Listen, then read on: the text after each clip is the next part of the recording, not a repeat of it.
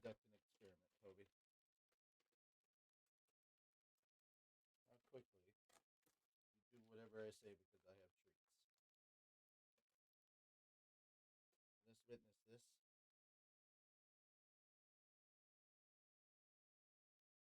Camera. Look at the camera. Hey, I need you to look at the camera. Right there. Toby, look there. Good boy.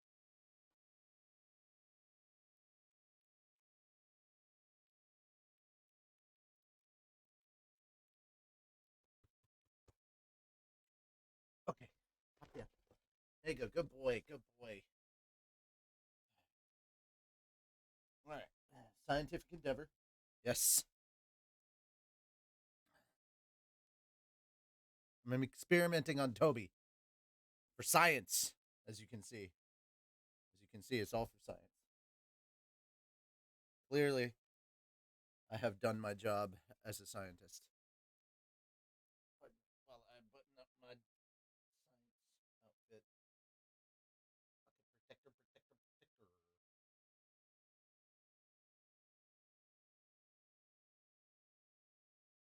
There we are. Stop rubbing your butt like that, buddy.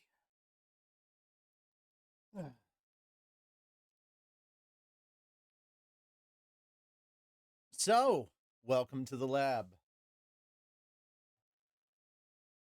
Then I have to check an email. So, Reanimated is reacting to Spy Family episode 1 as well. So, 3 reactors that I watch are reacting to Spy Family. And that's pretty cool. What's up, Doc? Hi, guys. Yeah, what's up, Doc? All right, so I'm having a little suppery. Supper. A little bit chicken, a little bit cheese. A lot of salsa. Really good.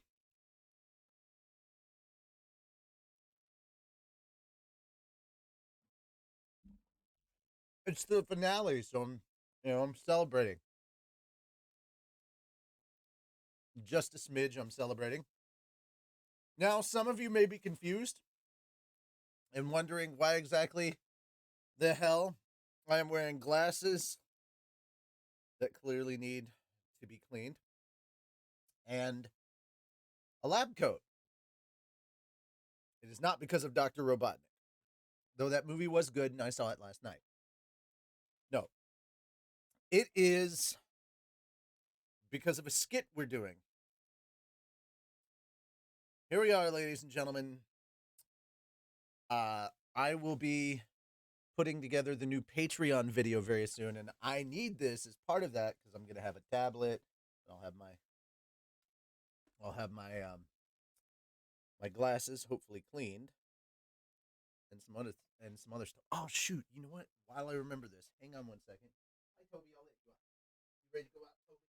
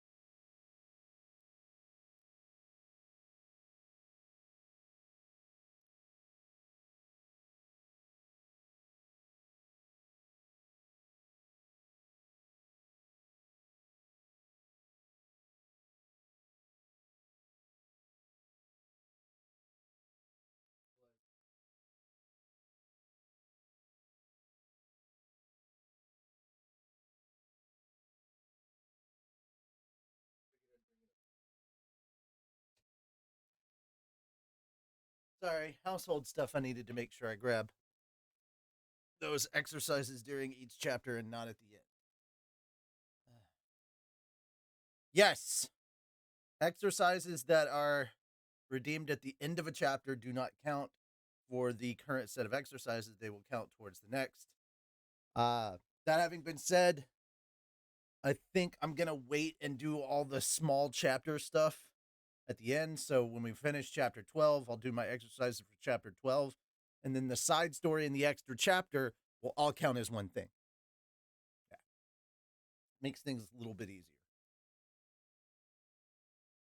Alrighty. So, yeah. Mm-hmm. How's everyone's day been going? New man. Mm. Mm-hmm.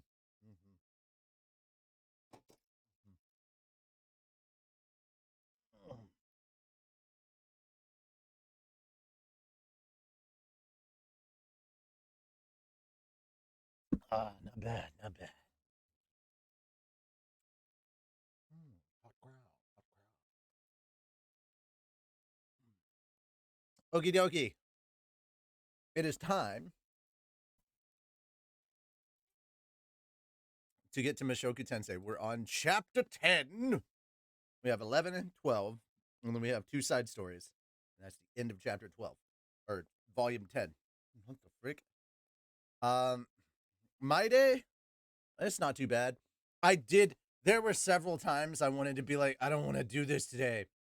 I don't want to read Mushoku Tensei.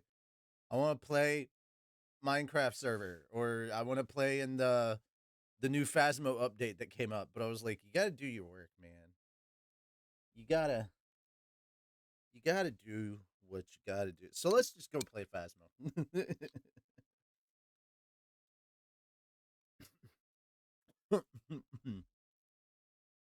Yeah, instead of working, I wanted to goof off.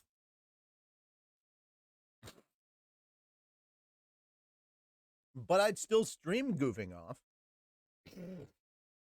So yeah. So there's that. Okay. Man, that needs to be.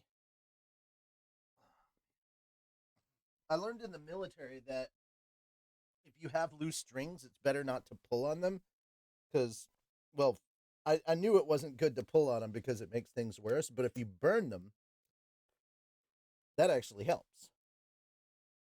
So I got right here. There we go. And then you burn those loose strings away and it doesn't damage it. Like the strings are taken care of. All right. And that's it. Just that little spot right there, and you can get rid of the little burnt part on it. And there you are. Woot woot. Just stream it and call it work, right? uh, so I may do that tonight. I don't have anything. I don't think I have anything to do tonight, stream wise. I think next week we're gonna start back up with anime reviews, and anime reviews are going to be Sunday morning affairs live on the YouTube channel. I did talk with Tony about that. Oh God, you get to stream a video editing session. Oh boy. We're going to talk about some of the anime from last season that we really liked, and we're going to talk about some of the anime from this season that we're looking forward to.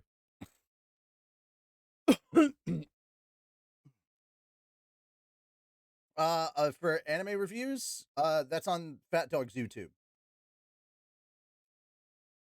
I'm not doing it on my channel. I don't think I am. Am I? No. No, I'm doing it with Fat Dog. They have a bigger audience than I do. I mean, I could, but yeah. Oh, you mean for Rage? Okay, my bad. No, the goofing off, the me playing video games. Like, if I were to stream that, I'd do it probably. might do it on my channel. I don't know. Uh, I might.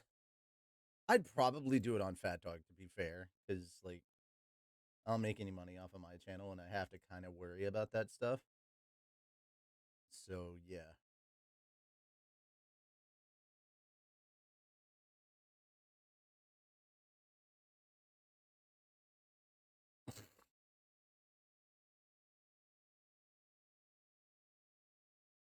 Oh.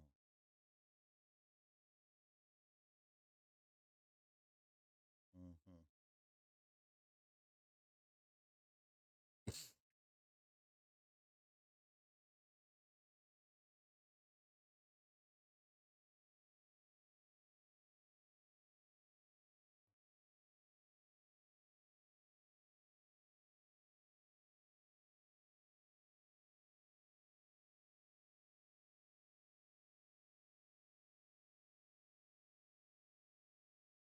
Mm.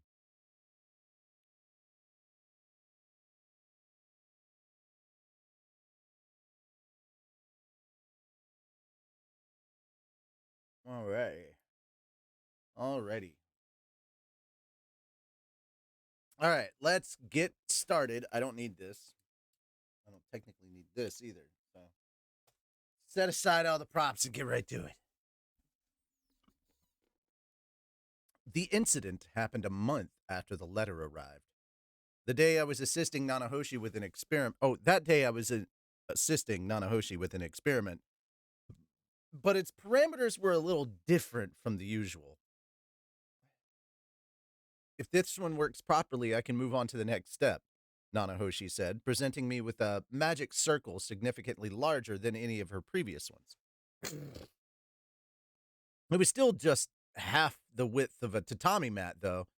I had an intricate pattern. It had an intricate pattern densely written across a rare piece of large parchment. Just be sure, just to be sure, may I ask what this circle is supposed to do? It's going to summon a foreign object from another world. And there's no way that'll cause another teleportation calamity, right? The displacement had occurred because Nanahoshi was summoned here, which meant there was no guarantee that a similar incident wouldn't occur just because she was summoning something small. At least that was what I thought, but Nanahoshi just shook her head. It's safe, theoretically at least. Oh, okay, stretch. Do that now. Oh, that feels good. Oh, buddy. Oh, that feels really good. Oh, I like stretches. Stretches are nice. All right. At least that's what I thought, but Nanahoshi just shook her head. It's safe, theoretically at least. Just in case, can I ask what the theory is? Based on our previous experiments, I've confirmed that the bigger and more complex the object you try to summon, the more mana is required. In other words, magic in this world obeys the law of conservation of energy. We'll be summoning something simple and small this time. If we assume that the energy from my summoning was what wiped out the region, then theoretically this circle will, at most, only teleport people within a meter of its range. I honestly don't think it's possible, but just in case, I've written a safety measure into the circle itself so I can control how much mana it uses. I see, I see. Okay, no, I had no idea what she was talking about. That way I'm not as stiff as for exercises. Gotcha. Conservation of energy. What was that again? And how was that different from the law of conservation of mass?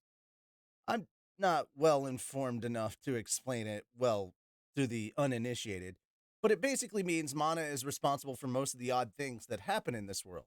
That spell you use all the time, stone cannon, was it? It appears as if you've suddenly conjured a rock in midair, but actually you've just transformed your mana into a rock. The law of conservation of energy, huh? So that was it.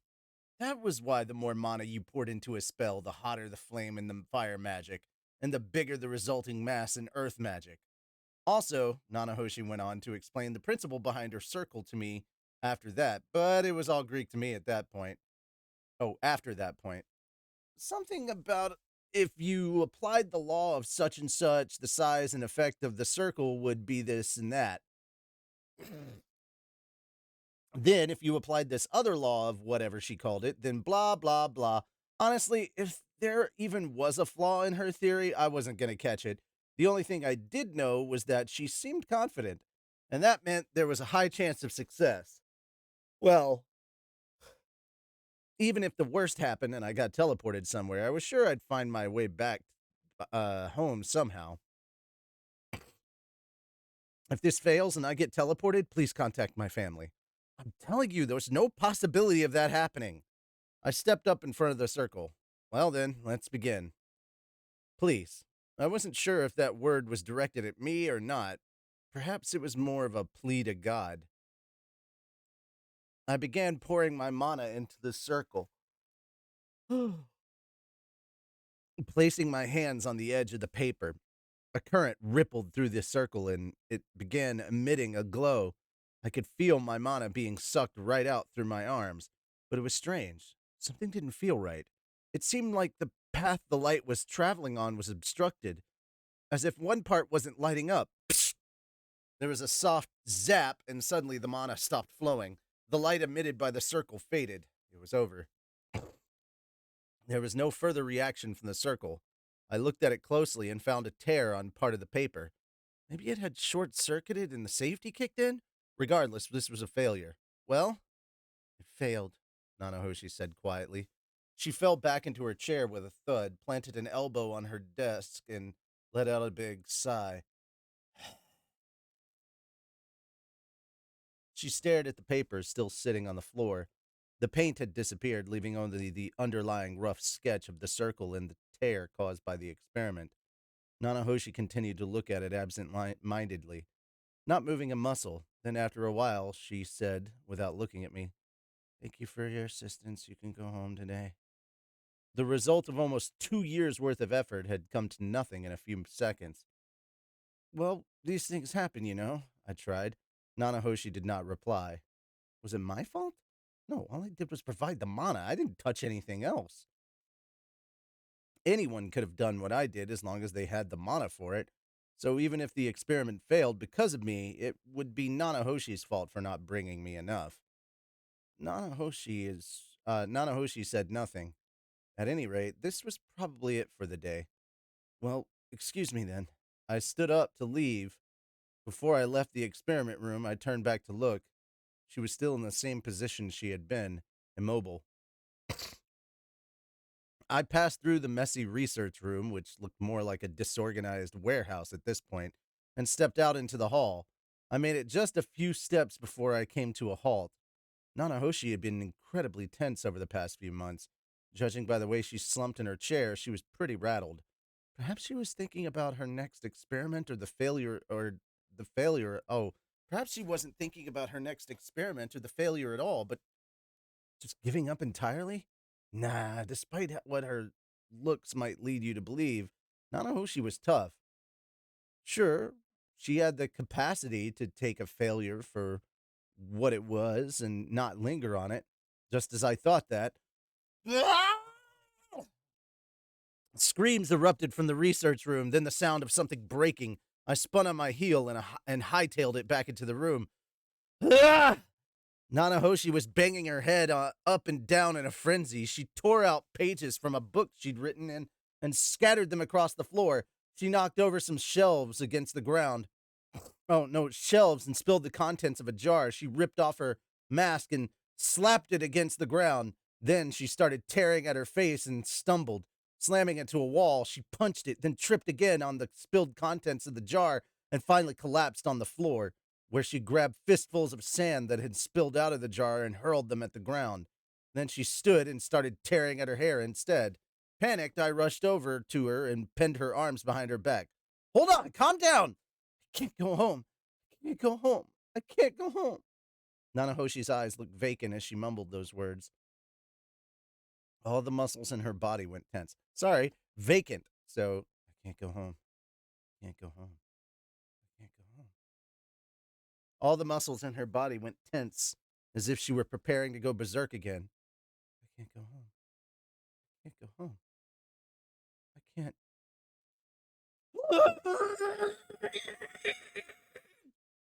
She went into a writhing frenzy, fighting as hard as she could to break out of my grip, but her strength was only that of a high school girl and a shut-in at that. Extremely weak. There was no way she could tear herself away. Before long, her body went limp. When I released her, she just weakly sank to the floor.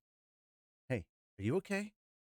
I got a distinct sense that she was very much not. She was white as a sheet with vacant eyes and dark circles.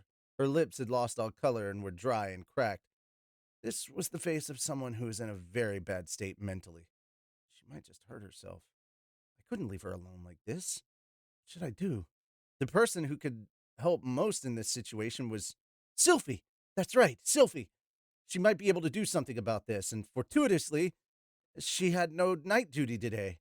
Okay, I'm going to take Nanahoshi back to our place for tonight then. Wait, before that, I should probably find somewhere for her to calm down. You okay? I asked. You overdid it a bit. Let's rest for today, okay? Nanahoshi didn't reply. I put my arm around her shoulder and practically dragged her to her feet. Then I hauled her out of the research room. Maybe we should lock it. I paused to consider. Nah, we'll worry about that later. Should be fine for one day, probably. I guided us toward the fifth-year classrooms where Sylphie should be. Should I ask someone to get her for me? Or should I go into the class and get her myself? People stared as we passed. Nanahoshi leading on me for support was annoying. We were so conspicuous right now, and Nanahoshi didn't have her mask on. It was probably best to keep a low profile. But how? Master! Someone called out to me. I turned to find Zenoba behind me. Master, what's happened? Zenoba, Nanahoshi's in trouble. Help me. Is she sick? Something like that, I said. In that case, we should go to the medical office first. Oh, okay, yes, the medical office then. I'll carry her, Zenoba volunteered. Be gentle. Of course. Come then, Master Silent. He lifted her up princess style. A solid, stable way of carrying a person. Nanahoshi didn't resist at all. She had a weary look on her face, like a husk drained of all energy. Make way! Zenoba shouted and plunged into the crowd of people. They split like an ocean before him. I followed behind. In the infirmary, we let Nanahoshi rest on one of the beds. Her face was vacant. What a terrible expression. It almost looked as if the shadow of death were upon her. We informed the resident healer that it was nothing serious. Psychological problems couldn't be solved by healing magic, after all. Just as my gaze began to drift to my feet, Julie grabbed the hem of my shirt. Grandmaster, your face. It looks awful. I instinctively touched my face. So what kind of expression do I have right now? Oh no. It seemed I was pretty shaken myself. I needed to calm down a little. That's just because I'm no beauty. I patted her on the head. I couldn't believe I'd made such a young girl worry over me. Here, master. A cup was suddenly thrust at me from the side. Zenoba was the one holding it. Thanks. I took it gratefully and drained its contents. He'd apparently gotten the water from one of the medical office's pitchers. My tongue felt dry as paper. Apparently my mouth had gotten really parched at some point. Phew. I took a seat and breathed a sigh. Zenoba stood beside me and quietly asked, Master, what happened? I've never seen you so flustered before. Well, I explained what had happened in the experiment room, that the experiment had failed and Nanahoshi went berserk, that she looked like she might kill herself if I left her alone, so I helped her. After hearing all that, Zenoba looked down at Nanahoshi with a complicated expression on his face. So she's not conducting this research because she wants to. No.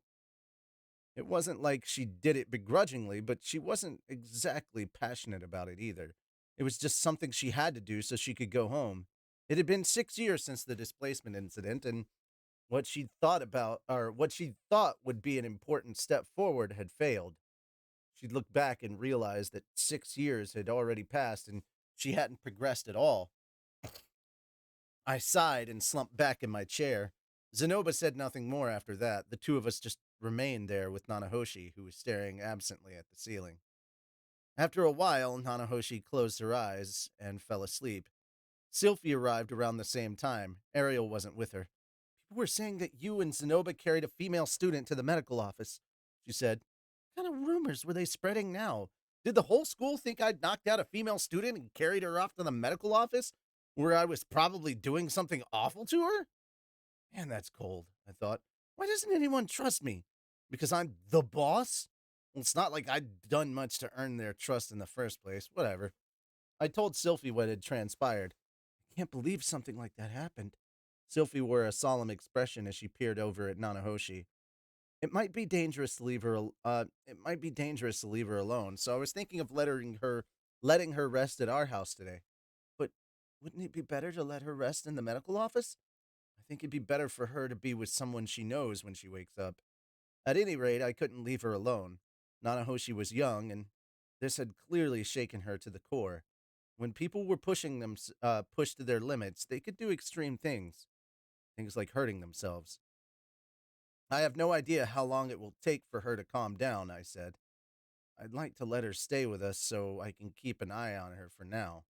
Um, is it okay if I leave that part up to you? If it's just taking care of her meals, I can do that. We'd isolate her until she calmed down. It might be good to let her escape from reality a bit. A tactical retreat of sorts.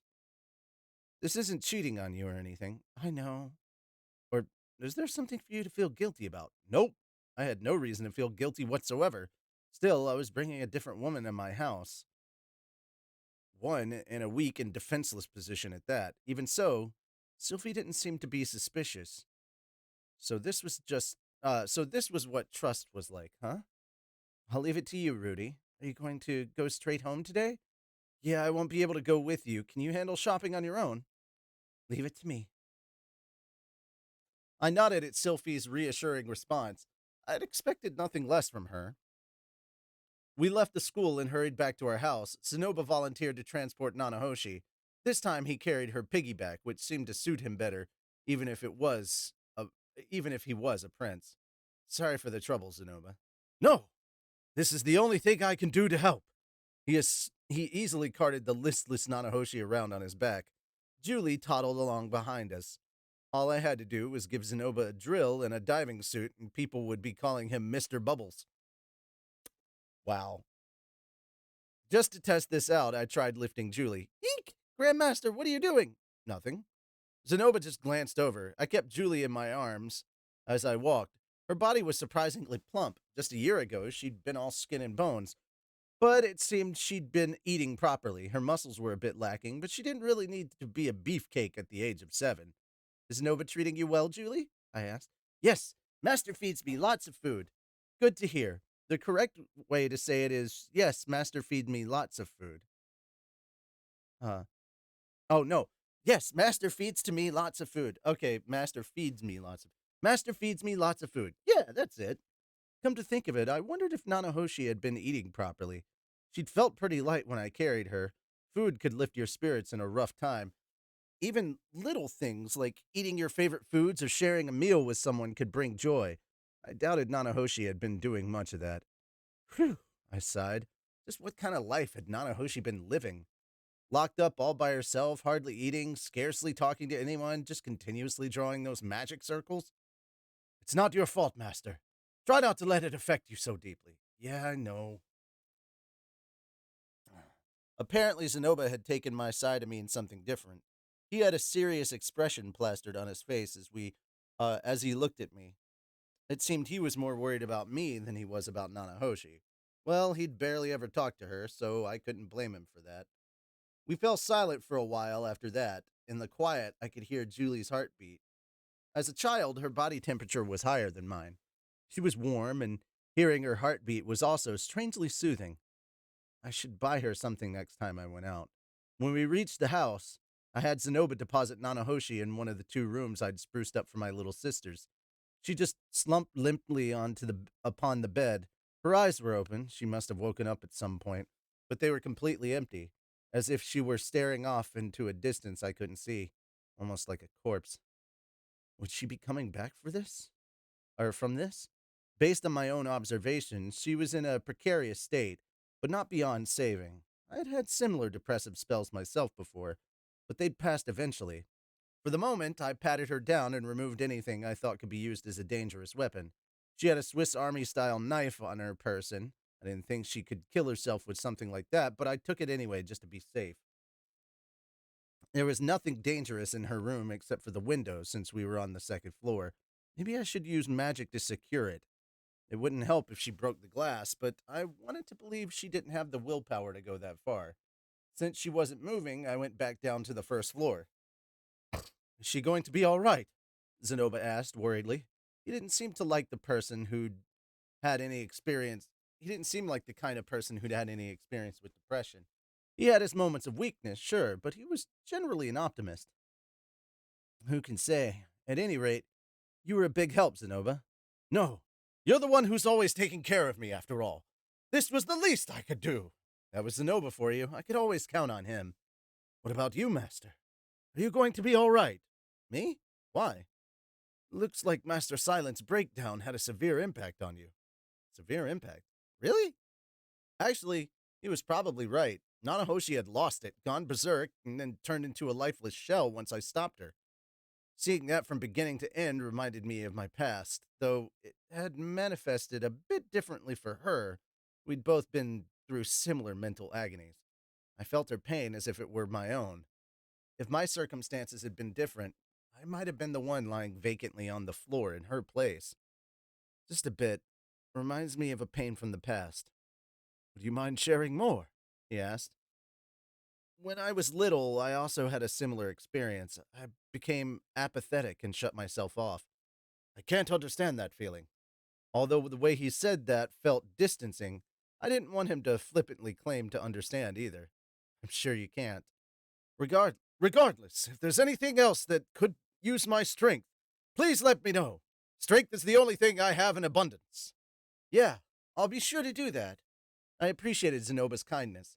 He was a pretty good guy as long as dolls weren't involved. Zenoba went home after a short while after that. With nothing else to do, I spent my time reading in Nanahoshi's room as she slept.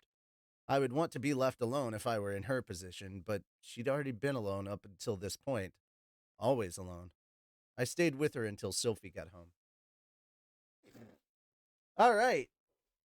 Time to tally up those exercises because we have finished chapter 10.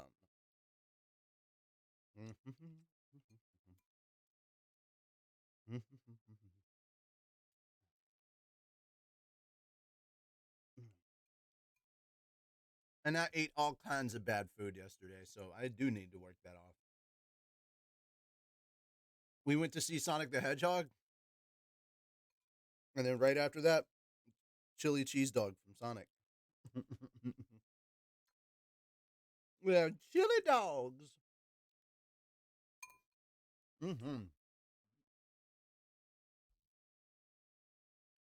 30 Russian twists? Jesus Christ. All right.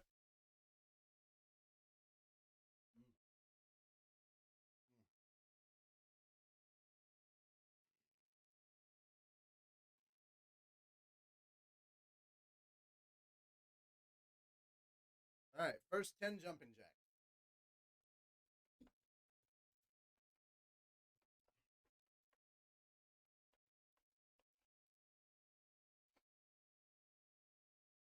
No, Sonic 2 was not kind of cringe. I really enjoyed Sonic 2. I thought it was very fun.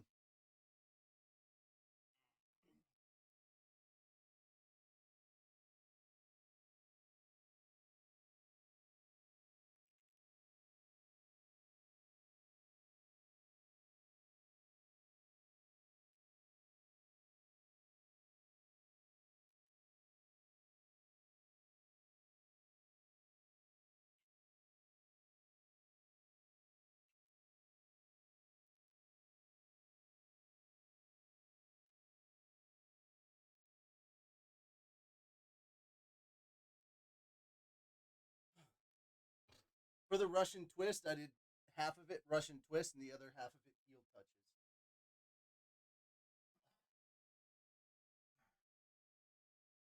Crunches 20. Okay.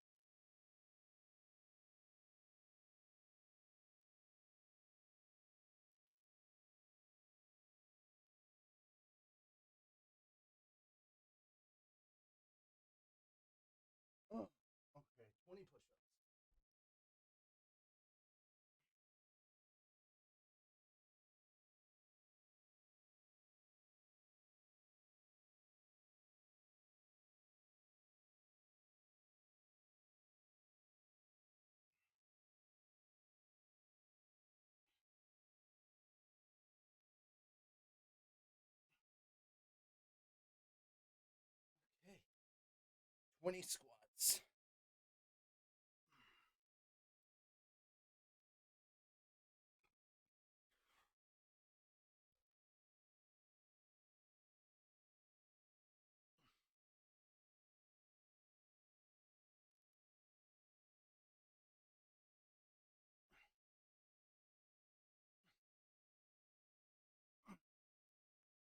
Twenty.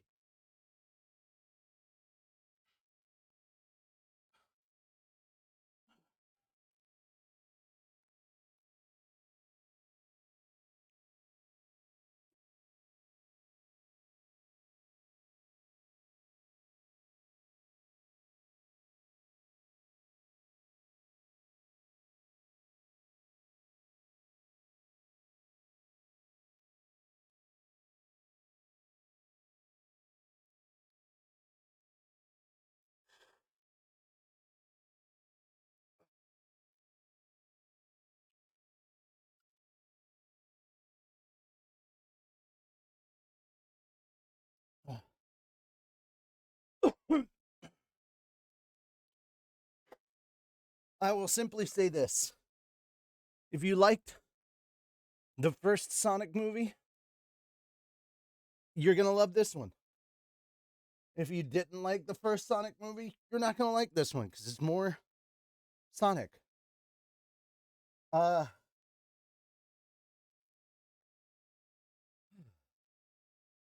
thought Tails was really good. Jim Carrey, of course, killed it as Robotnik. And Idris Elba was phenomenal as Knuckles. It was great. Were there moments that I wish I kind of had a fast forward button for? Yeah, there's a few. My biggest regret is that I had to rush home as soon as the credits rolled and I missed the post-credit scene. Apparently it teases Shadow. So I would have really liked to see that. But yeah, I really liked it. I thought Sonic the Hedgehog 2 was great.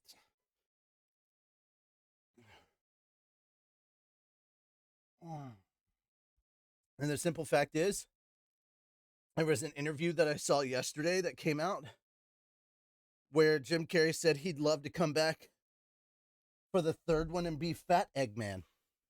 And I'm like, hell yeah, dude, be Fat Eggman. Like, Jim Carrey is amazing in these movies. Because he's so, you can tell he's having a lot of fun just playing Robot. And that's actually really good. I don't know who they got to voice Shadow, but I thought it was really well done. For the scenes that are completely CG, you wouldn't think that they're fully CG. They look very real. Definitely looks like you threw CG characters into live action backgrounds, but apparently everything is CG in there, but it looks real. It looks believable, you know?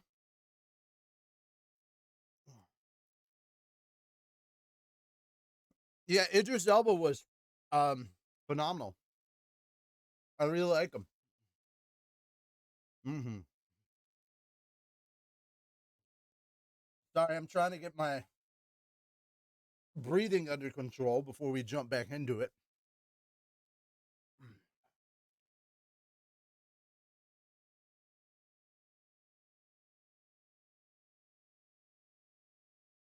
Uh, well, that's the thing. Apparently, when they tease him, it is shown that Shadow is 50. That Shadow is in like this incubation tank, and he's been there for 50 years. So they're not shying away from that. Yes, Shadow is very much older. Actually, it's kind of fitting. The director for Sonic 2 first cut his teeth on working on Shadow in one of the older video games. I don't think it was Sonic 3, but he worked on Shadow the Hedgehog in one of the games. So, and now he's directing the Sonic movie. Just a nice little small touch that was in there. They showed the big Eggman robot thing in the trailers. There's a manual for it. Shadow wasn't in Sonic 3. Okay. I thought he showed it. I never played Sonic 3. I never got the chance to. So I guess I just kind of assumed. Or was Knuckles in 3? I know Tails was in 2.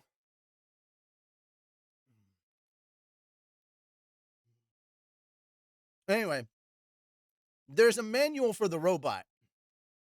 The manual is designed to look like the instruction manual for the Sega Genesis for Sonic 2. I thought that was a nice touch for the old school Sonic games. Mm.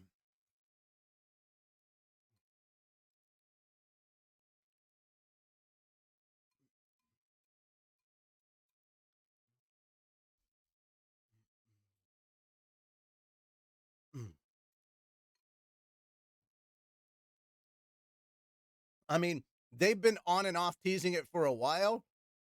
Every time that Sonic goes by in the logo for Sonic 2, when they do the logo that shows the two tails sticking out of the two and all that, every time Sonic goes by, it's not a blue blur, it's a golden one. So this whole time I was like, they're doing Supersonic. Not even a surprise here. Mm-hmm.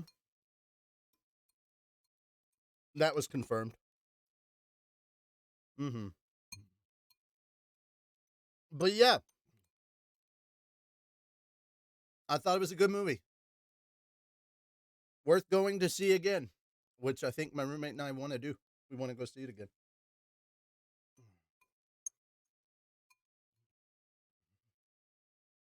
Mm. Okay. Mm-hmm. Mm-hmm.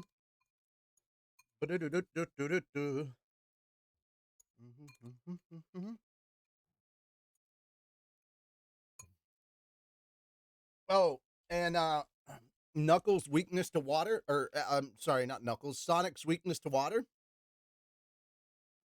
definitely a thing. Oh, we're talking about the Sonic movie a little bit while I catch my breath after the exercises. About to jump into chapter 11 of volume 10 of Mushoku Tensei as soon as I do that. I also finished up my food while I was here. Yeah.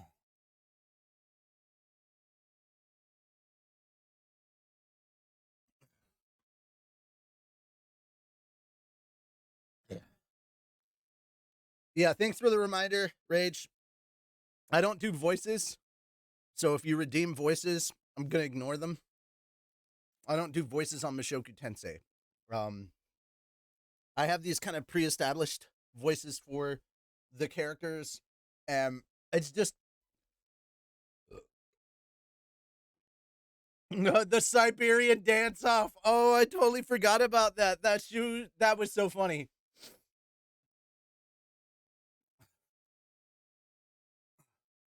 That's what I'm saying. He's weak to water in that way, like he sinks.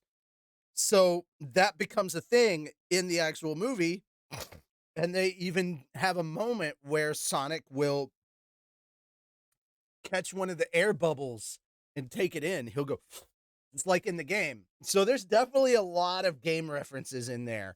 So if you're a fan of the games, a lot of good stuff in this movie that is there to be happy for. All right. That having been said, I don't want to go too much into it. I really enjoyed it. I definitely give it an 8. It's not a perfect movie. It's not the greatest movie I've ever seen. Uh,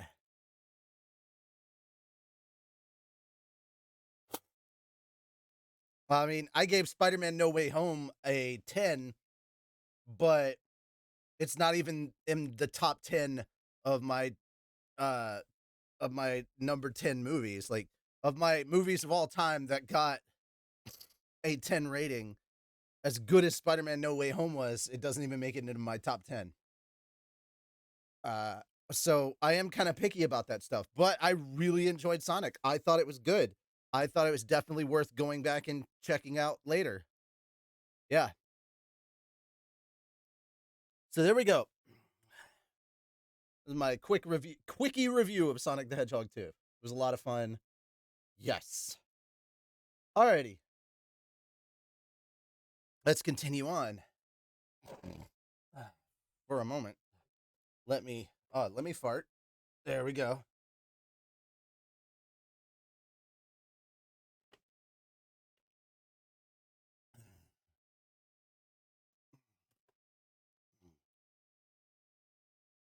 Alrighty. Next up, oh man, I smell that. That does not smell nice. When you're offended by your own brand, that's pretty bad. All right, chapter 11, bankruptcy. Actual chapter 11 is bankruptcy. That's the joke. Um, so if you file for bankruptcy, you're filing for chapter 11. All right. Chapter 11. 3 heads are better than 1. A week had passed since we took Nanahoshi under our protection, and the worst of it seemed to have passed. She was eating, albeit only a little. If prompted, she would take a bath and get back out without drowning herself. The ambition I'd previously sensed in her was gone. It was as if the strings that were holding her up had been cut. She suddenly felt as fragile as porcelain and lacking any agency. Like those women in adult videos who got deceived by Yakuza and conned into selling their bodies. I couldn't leave her alone. I also had to be careful not to let her run into anyone like Luke. The only thing I felt from her right now was a sense of resignation. The failure of that experiment had really hit her hard. I'd never experienced a setback of that magnitude before. The closest was when I spent several years as a no-lifer on an online game, only for my data to be erased. The moment I saw that my login was invalid and got the email notifying me that my account was banned, my heart started pounding violently. I spent the entire day unable to process anything. I took my objections to the management and protested vehemently, but in the end, I went to sleep crying. For the next month, I felt no motivation to do anything. I then swore I'd never again get invested in another online game. Nanahoshi's experiment wasn't the same as an online game. Her objective was to return to her world. If she gave up on that, I was afraid she wouldn't be able to go on living. I tried my best to encourage her, but she was just in a daze the entire time. I didn't even know if she was listening to what I was saying. But just as I started to doubt that she was, I thought I'd covered everything. She blurted out suddenly one day. Instead of responding, I just listened. Magic Circle is basically what we called a circuit board in our world. If you created a single function by combining several circuit patterns, however, one part would not connect. No matter what I did, no matter how I changed the writing, one part wouldn't connect with the rest. I tried forcing it, but then a defect would appear elsewhere. In order to connect this unconnectable circuit, she had to nearly double its size. Then to compensate for the resulting distortion, she'd patched in another circuit. But still, that one defect remained in her magic circle. Try as she might, she couldn't figure out what was wrong with it. Just that one section that wouldn't connect. It's physically impossible. That means there's no way for me to return home. Though it appeared flawless, the magic circle was something she'd pieced together with years of painstaking work. At a glance, it seemed like a problem that was ultimately solvable, if tremendously complicated. But the mysterious defects suggested otherwise. It's hopeless, Nanahoshi said as she flopped face down on their bed. I headed out to her research room to recover the diagram of her circle. Her spiel had jogged something in my memory, but I didn't want to excite her prematurely. First, I would confirm whether anything could be done or not. The next day, I called Cliff and Zenoba to the research room. People said 3 heads were better than 1, so I was going to use the power of 3 geniuses' brains. Since I'd summoned Cliff, Elisa naturally tagged along. She seemed to frequent his research room, but what about her classes? At this rate, she'd be lucky if she weren't expelled. It's hard to believe someone like Silent is in that kind of state. She just seemed like she was made of tougher stuff, Elisa mused. Truly strong people don't close themselves off from the world and bear all their burdens on their own. Well, I suppose that's true, Alinalise shrugged. Despite her prolific social life, she hadn't interacted much with Nanahoshi, and though she didn't look it, she was skilled at handling younger. She wasn't. She was skilled at handling younger women. It might be a good idea to enlist her help in getting Nanahoshi to take a breather. Now then, the two of you. First, take a look at this. When I showed them the diagram, Cliff immediately scowled. That's a messy circle. Messy? That was an interesting way to put it. There are messy and neat circles? I asked. Of course there are. You have to keep your circles neat and small when creating magical implements. I would have drawn this much more neatly. For instance, if you connect this part here to this part over there, you could make it look much cleaner. Hmm. Hmm. Critiquing someone else's work was easy. If we did as he proposed, it would probably just create other defects in the circle. Ah, but this idea is amazing. I'd never think to loop this part right here. Oh, I see. The reason this part is so complex is because of this over here. Cliff looked at the circle and started mumbling to himself. This here, that there. Yeah, I could make more sense of it if I'd paid more attention to my theory. So, Master, what kind of magic circle is this? Sonoba asked. This is what Silent was studying, summoning circles, but she's gotten a little stuck, so I wanted to get your input to help her. Sonoba tilted his head. But summoning magic is out of our realm of expertise, is it not? Well, if we can't solve the problem, so be it. I just figured that we might as well come up with something as a group that Nanahoshi hadn't been able to on her own. In fact, it was precisely because we were all experts at such different fields that we might be able to come up with an alternative approach. Anyway, please look at this section. This is apparently where the circle disconnected. See? I pointed to the tear of the paper that appeared during the experiment. Huh? Oh, this is where it's disconnected? I didn't even notice. The circle is incomplete then, huh? So the part that should connect to it is here? Cliff was surprised. Despite being a self-proclaimed genius, he apparently hadn't noticed that right away. Well, that's just how things go, I thought. Do you have any ideas for how to connect this circuit? Cliff folded his arms and fell into thought. He started mumbling, here, there, to himself. He produced a memo pad from his breast pocket and started scribbling down various things. This is a challenging problem. Maybe if you redrew the whole... No, but then it's impossible. Would it work if you used a multi-level structure? Zenova interjected. Cliff looked doubtful. A multi-level structure? What are you talking about? With the doll I'm researching. There are several layers of magical circles combined together to produce a single effect.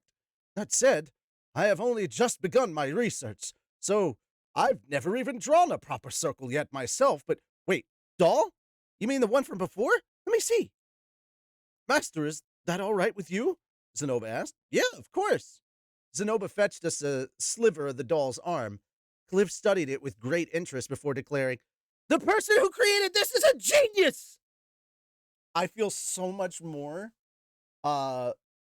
appropriate in this moment because of the lab coat I'm wearing. I feel like I'm wearing the appropriate attire to be reading this scene. It had to be remarkable if someone as self-important as Cliff said that. I've never seen a magic circle like this before.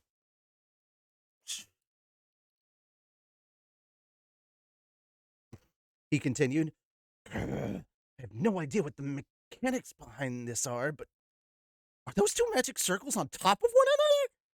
No, that's not it. There's more than that. It couldn't move properly without all of them together, but it was still able to move even though it was broken? Why? Damn it, what the hell is with this circle? Cliff gritted his teeth. Teeth. Jesus. Yeah, we're on 11. Cliff gritted his teeth in frustration, almost like Vegeta witnessing Goku's power level. It was over 9,000! I don't know all the details yet myself, but according to the book, this circle apparently controls the movement of the elbow. Zenova answered Cliff's question so casually that the latter looked as if he might burst into tears. Alinalise rushed over immediately and pulled his head into her breast, stroking his hair. There, you're a genius yourself, Cliff. You would be just as knowledgeable had you researched the matter yourself. I know that. His face went red as he regained his composure. Perfect, Delinalise. I knew I could count on you. But can you save the bedroom stuff for later? We're kind of busy right now. Master Cliff, if we use the same technique that was used for the doll, do you think it would solve Silent's problem with her circles? No clue, but it's worth a shot. It was a lead, at least. Nanahoshi had only ever drawn her circles on a single flat surface. Perhaps she'd never thought about layering them or folding them. Then again, maybe there was a reason she hadn't tried that yet. I prayed it was the former, and that it would be enough to motivate her once again. The next day, I took Nanahoshi with me to her research room. I'd spent the previous day putting the unkempt room in order, and it was in those premises, clean and yet still disorganized somehow, that Zenoba and Cliff awaited us. The two of them were looking through the research data that Nanahoshi had collected over the years. Seeing them, Nanahoshi just snorted derisively. What's this? Did you bring me here so you could all ravish me? Really? Just how far down the path of self-destruction had she gone? All because she'd failed once? Well, I guess it did take only a single big failure to disrupt a person's entire life. How dare you! I'm a devout follower of Millis! Cliff was indignant. The Millis faith's tenets regarding chastity were similar to those of Christianity's monogamy, no adultery, etc., etc. Very astute. If you say so, Nanahoshi just drifted unstably and took a seat. Then she slumped back in her chair. Master Cliff, Sonoba, let's talk about what we came up with yesterday. Nanahoshi listened with disinterest as I showed her a version of the circle that Cliff had corrected with red pen, then Sonoba's proposal of multi-level structures based on his research, and finally the idea I'd come up with, three-dimensional circles. She listened to it all without a hint of emotion on her face, sitting perfectly still as if she were frozen. Then our gazes met. It wasn't that she was disinterested. She was just expressionless, concentrating. Ah, Nanahoshi suddenly spoke. My work, she mumbled. Then she leapt out of her seat. So that's it! That's what it is! There was no reason for me to get so caught up in drawing on a flat surface. That makes sense of it? Of course! Putting it on paper will provide depth. If I layer those papers, I can make as big of a magic circle as I want. Why couldn't I think of such a simple thing so much sooner? Nanahoshi anxiously paced around the room 3 or 4 times. She took pen and paper from her desk and began to draw. She would write something that looked like a formula, quickly erase it, then start again. No, this isn't it. Hey, isn't this what you mean? There went Cliff, blissfully unaware, inserting his head into the cage of the bear that was Nanahoshi. He'd produced a red pen out of nowhere and annotated her memo. That's our Cliff, I thought, sarcastically. The air in the room changed for the better, and he, of course, still can't read it. The air in the room changed for the better, and he, of course, still can't read it. Oh, so that's it. You're pretty clever, she commented. Of course I am. I'm a genius. Then how about this? What should I do here? I've been unsure about this part for a while. Hold on a second. Cliff and Nanahoshi were working well together. They stood shoulder to shoulder, jotting things down on a sheet of paper. I glanced at their work, but it just looked like a child scribbles to me. Zenoba, do you get what they're doing? They're far beyond my understanding. I'm dressed for work for once. Thanks a lot, Spider. All right. The two of us had been left out in the cold. Still, Cliff was amazing. It hadn't been that long since he first began researching magic circles himself. Well, whatever. Nanahoshi seemed to be in good spirits. Even if she didn't succeed this time, at least she had a foothold once more, and reason to hope. Sorry, Zenoba, but I'm going to have to ask you to stay and watch these two. Where are you going, Master? I'm going to get Elenalise. She wouldn't like her man getting so cozy with another woman when she isn't around. I could hear the excitement in Nanahoshi's voice as I left the research room. It was the first time I'd ever heard such an emotion from her. A week later, Nanahoshi had completed her magic circle. She consulted with Zenoba and Cliff to fix the problems in the previous version, and with her input, recreated the underlying mechanism. In a magnificent display of intense concentration, she finished the circle in a matter of days. She glued together 5 layers of paper, creating a magic circle that looked as if it were made of cardboard. Now then, let's begin. As Cliff and Sonoba looked on, I began pouring my mana into the circle. The circle began to emit a vibrant light that illuminated the room like it was noon. As the mana flowed from me, something gradually began to take shape in its middle. Once the light dissipated, we could see the object from another world that we'd successfully summoned. It was a plastic bottle, one with no label or cap, a simple plastic bottle. Oh, most impressive! The heck is this? Glass? No, it's softer than glass. Zenoba and Cliff couldn't hide their excitement at seeing a 50 milliliter plastic bottle for the first time. Annalise and Julie also peered at it with intense interest. Nanahoshi looked at what she'd summoned, clenched her hand into a fist, and let out a barely audible, "Yes!" A plastic bottle. It was both insignificant and significant at the same time. In that brief moment, our previous world became undeniably connected to this one. We'd brought over an inanimate object and an incomplete one to boot, but still, we'd brought something to this world that had not previously existed in it. You succeeded, I said to Nanahoshi. She nodded firmly, looking truly pleased with herself. Yes, I did. Now I can finally move on to the next step. As I probed deeper into the layered magic circles, I should be able to summon just about anything. If I can organize the circle better, then just by changing one or two or three of the layers, I can most likely. Nanahoshi suddenly snapped back to reality. She averted her eyes, looking a bit awkward. Sorry for causing you so much trouble. Yeah, pants aren't optional anymore since I do exercises. That's true. And let me. Oh, crap. I pressed. No, bad Discord. Bad Discord. Quit. There we go. Okay. So now. There we go. Now we see Nanahoshi. All right. It's give and take, right? Next time I'm in a bind, lend me a hand, okay? I already planned on that. Suddenly noticing Linalise staring. You two sure are close, huh? You're always quick to assume a love affair, Miss Linalise, I replied. Well, you are a man and a woman, but it's not very appropriate. Her eyes looked like those of a reproachful mother-in-law. I had no intent of cheating. Plus, Sophie knew what we were up to. Nanahoshi voluntarily put some distance between us. That's right, you are newly married. Wouldn't be a good idea if your wife misunderstood. And Linalise laughed cheerfully, wrapping her arms around Nanahoshi's shoulder. There's no need for you to worry over that. Ah, I know. Let's go to the pub today. It'll be your treat, of course. Nanahoshi smiled wryly at Linalise's proposal. I guess I have no choice, but that makes me even with all of you, then. Sounds wonderful. Wouldn't you agree, Cliff? Cliff, who'd been crumpling the plastic bottle in his hands, looked back at us. Huh? Yeah, sure. That makes us even, but you're pretty exceptional yourself, so I wouldn't mind you helping out with my own research next time. Linalise giggled. And so our group headed to the pub that afternoon. For some reason, Linnea and Priscilla joined us as we were making our way through the school building, saying things like, we don't want to be left out, and take us along too, Mew. How in the world had they managed to sniff us out?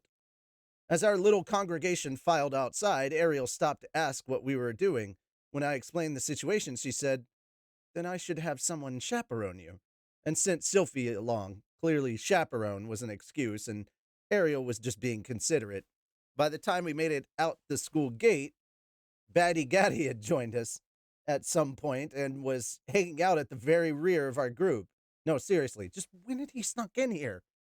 On our way, we stopped by the Magician's Guild, where Nanahoshi went to withdraw some money. She was apparently using it as a bank and had an impressive amount stashed there. The pub selected was one of Batty Gaddy's favorites. Despite the early afternoon hour, there were other patrons present. Nanahoshi didn't pay that any mind, however. She went to the counter and slammed down her bag full of gold. Reserve the whole place for us, she said. Huh? Are you serious? The barkeep looking flustered, Batty Gaddy cut him in. Hold on there. He took a bag of gold from his own pocket and slammed it down.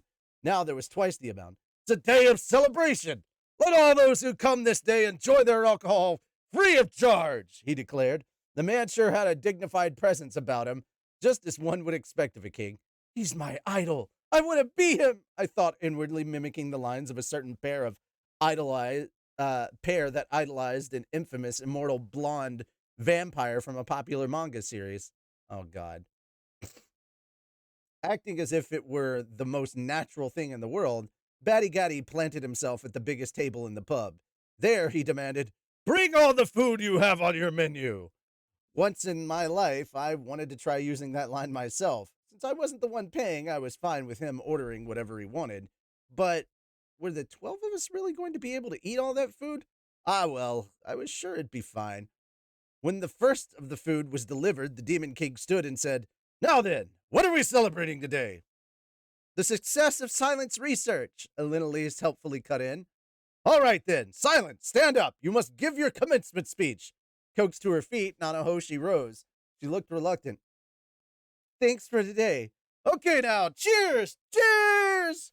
And thus the celebration began.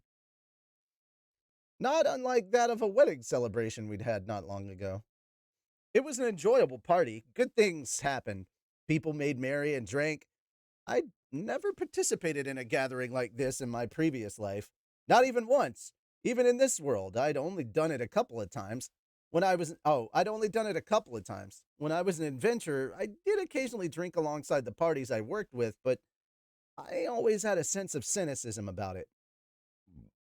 I thought only fools got drunk, noisy, and wild. I would tut inwardly at their lack of consideration for those around them. But now that I was in the fray myself, I finally understood how these people felt. Sometimes, I thought, you just need to let loose and have fun.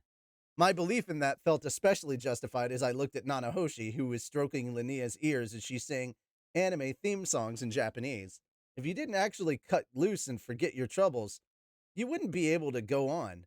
Life was full of pain, after all. If you didn't try to find the good where you could, you'd crumble. Elinalise and Batty Gaddy probably knew that better than any of us, given how long they'd lived. Sylphie and I were going to drink to our heart's content today. We never drank at home. It just wasn't something either of us was used to, and although it had nothing to do with why we didn't drink at home, I finally understood just how bad a drunk Sylphie really was. No, it wasn't that she was bad. She wasn't bad at all. She was just the clingy type of drunk. "Hey, Rudy, pat my head." "Okay, okay, good girl. You can eat my ears too, you know. Don't mind if I do." That tickles. When drunk, she turned into an unbelievably adorable creature. It was phenomenal. I was going to have to approach her about drinking more often. But her behavior made me worry about her drinking by herself. Maybe I should tell her not to drink outside our house. But then I wondered if that would be too controlling of me. No, that doesn't matter, I decided. She was mine. What was wrong with doing whatever I wanted to something that belonged to me? "Rudy, hug me." "Yes, yes, I'm going to hug your hips tight." I'm so happy. The way she laughed sounded so naughty somehow. Just thinking about going home with her and making love to her made me feel like I understood why the world was full of love songs. "Rudy, you know what? Lately, well, I've been feeling jealous." "What? Seriously? Of whom?" "I won't go near them anymore. I'll completely cut ties." "Actually, it's Mr. Reedshard. You told me about him recently, remember? When you talk about him, you just look so, you know?" "Yeah, but I really just look up to him. Please try not to let it get to you." "I don't like it. I only want you to pay attention to me." That wasn't what she'd said when I told her about Reedshard. This must be how she really felt. I always thought it was scary how she seemed to accept everything with such a perfect uh, equanimity. But maybe it only seemed that way because she worked hard to make it so. Just as I pulled Sylphie onto my lap and the two of us started to fool around, Nanahoshi came over. She was drunk and trying to pick a fight. "So sweet I could puke. Knock it off already. Do you even know how many years I've been without my boyfriend?" Was she already done singing? I'd be happy to sing a duet with her as long as she picked a fairly mainstream song. I would probably be familiar with it. Then again, it might be that generational gap all over again. At least go somewhere people won't have to look at you if you're gonna make out. Come on, don't be like that. They've got alcohol here. Let's have some fun together. Besides, I've been wanting to say this to you for a while now, even from inside my room. Smooch, smooch, creak, creak. The hell is marriage anyway, huh? What is it? I mean, it's fine, whatever. But what the hell? There it was, totally down the dumps, and you two were having sex. I can hear your voices echo at night. God. Batty Gaddy suddenly lifted Nanahoshi into his arms. Come along. Today you will sing me your bizarre songs. They're not bizarre. They're popular in my world. How very interesting. I know not what world it is you come from, but sing them for me. Go on then. Sing as much as you can. Hold on. I have something to say to Rudius first. You are better off singing if you have nothing nice to say to the man who helped you. Now sing! I was just leading into that what I really wanted to say. Nanahoshi barked in protest. She probably wanted to express her gratitude. Still, I only did what anyone would do for a friend in trouble. She didn't need to thank me. Besides, she had to have quite the social status to warrant being kidnapped by a demon king. It was almost as if she were the princess of some kingdom. That is, if said princess had been carried off to the pub instead of a cell. And there was always a stage in a pub. After a bit, Nanahoshi began singing, and an accompaniment joined in belatedly. At first, I thought maybe a troubadour was here, but it turned out to be Batty Gaddy holding the instrument. I didn't know he could play. Also, he'd asked her to sing for him, and yet he was performing alongside her? I definitely didn't understand him. All that aside, it was a familiar song. I couldn't quite place where it came from. Ah, that's what it was. Gandhara, the ending theme to the TV series Monkey. That definitely wasn't something I'd expected her generation to know. Then again, it was pretty famous, though. That said, she sucked. Badly. Horribly. Maybe it was because she wasn't syncing with the accompaniment. Nah, they both sucked, and that was why they couldn't even sync up with one another. Still, they seemed to be enjoying themselves. Besides, Nanahoshi was the star of our group today. It was fine if she was terrible. Even though her song was awful, it still conveyed her feelings. Did she really want to go home that badly? That was something I couldn't understand. My country of love was right here. Even so, it was an enjoyable party. We should do it again sometime. The party came to an end when its star, Nanahoshi, got completely tanked. Linnea and Priscilla carried her off to their dorm room, where they were apparently going to have a sleepover. The rest split off into groups. The heavy drinkers decided to visit a different pub for another round. Sylphie and I opted to return home. In her drunken state, she giggled and clung to my arm. Her legs were a bit unstable, so I kept an arm around her waist to support her, suddenly gaining insight on how playboys felt when they went on group dates and knew they were going to score. Of course, I had no such impure thoughts, though that would change once we got home. Rudy, isn't it kind of noisy? Sylphie said suddenly. Now that she mentioned it, I strained my ears. I could hear the sound of someone banging on something and voices arguing. Sounded almost like when cats fought. As we approached our house, we saw a group standing at the door, noisily banging on it. From afar, all I could see were their silhouettes. Some neighbor's brats, maybe, or thieves of some sort. My mind was still muddled from the alcohol, but I activated my demon eye to be safe. Sylphie slapped at her cheeks and, though still unsteady, stood on her own 2 feet. Rudy, I'm going to detoxify us. Got it. Sylphie voicelessly cast detoxification on me, and I could feel the alcohol inside me evaporate. It didn't completely sober me up, but my head felt clearer. Careful to make sure our would-be thieves didn't spot us, I crept quietly toward them. That's when I heard their voices. The whole reason it got this late was because you got us lost, Norn. Same goes for you, Aisha. You're the one who said it was definitely that way. Besides, we don't even know if this is really the place or not. What are you going to do now? All the inns are already closed. Now we're going to have to make camp outside in the cold. I don't like this either, but you're the one that said we'd stay at his place, so we didn't need a room today. I didn't want to stay at his house, but you forced me to come along. That's because we told Ginger we'd be all right. Getting a room after that would be stupid. You're always like that, always acting like you're better. Screeching voices, children's voices, ones that sounded a bit familiar to me, and in the midst of their exchange, I heard names that I knew. Then finally, both of you calmed down. This is definitely the place. This is definitely the place. There's a familiar presence here. A composed man's voice. The instant I heard that, a whirlpool of indescribable emotion rose within me. I let out a sigh of relief and stepped in front of them. Ah!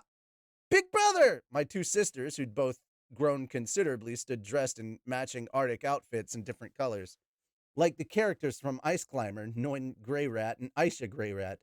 The one with a complex expression on her face was probably Norn, and the one with a look of fierce determination was probably Aisha. Big brother, I missed you! Aisha came flying at me, wrapped both arms and legs around my torso like a little monkey. She rubbed her cheek against mine. Her skin felt cold, though I might have been warm from the alcohol. You feel so warm. You stink of alcohol. You're making me cold. Please let go. As I peeled Aisha off me, I looked over at Norn, who had her lips firmly pursed. She dipped her chin in greeting. You drink alcohol? She asked. Yeah, we had a bit of a celebration. She looked perturbed, and I didn't think it was just because she was shy. Paul had mentioned she wasn't my biggest fan. Then, behind Norn was, It's been a while, Rudius, said the bald man with the scar on his face, a proud warrior wielding a lance, looking no different than I'd seen him last time, 3 years ago. It has been a while, Mr. Regard. I was hit with a wave of nostalgia, remembering the days we traveled together. Just the three of us. How we met, how we parted, what I should say. While I was searching for words, Regard suddenly looked behind me. I heard at the Adventurers Guild that you'd gotten married, but I see it wasn't to Eris. The person he was gazing at was Sylphie. Her expression turned to surprise, but she quickly bowed. Rudy, for the moment, why don't we invite them inside? Oh, yes, that's right. Come on in. I unlocked the door and gestured them in. It had barely been a month since the letter arrived. They were much, much earlier than I expected. It's Richard! Yeah! Yes, yes, yes, yes, yes, yes, yes, yes, yes. All right, time to tally up those exercises. Man is 571 years old. Why would you expect him to look different after 3 years? That's a good point. That's a very good point.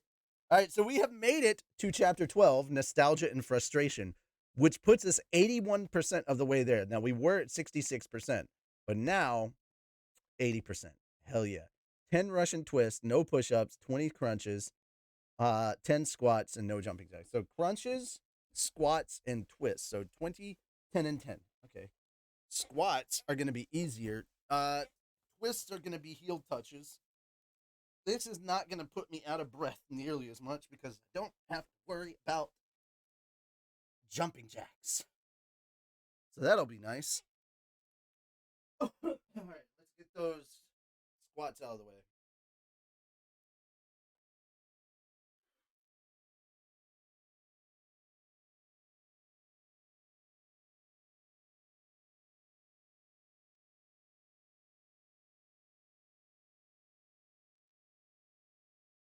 Okay. Now for heel touches.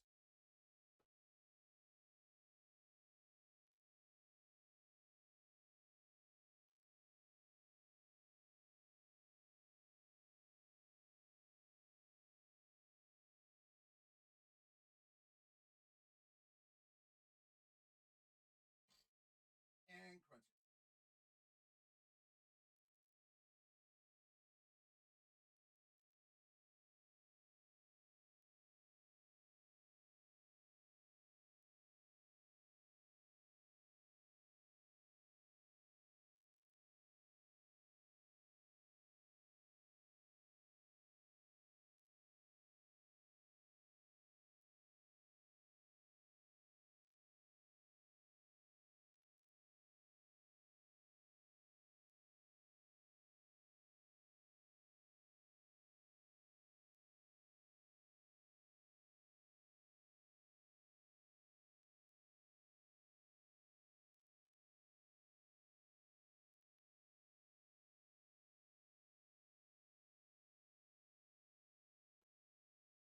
Okay.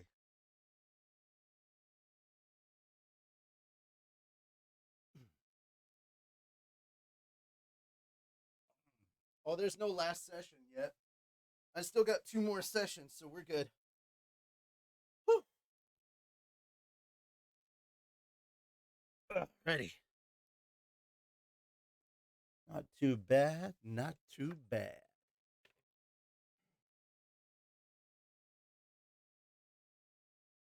since I don't have jumping jacks, I was able to maintain my breathing to a point. So it's not too bad.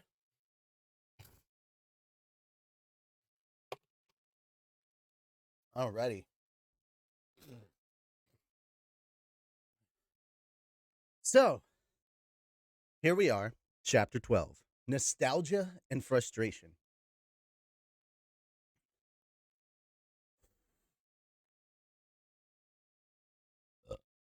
There we go, much better.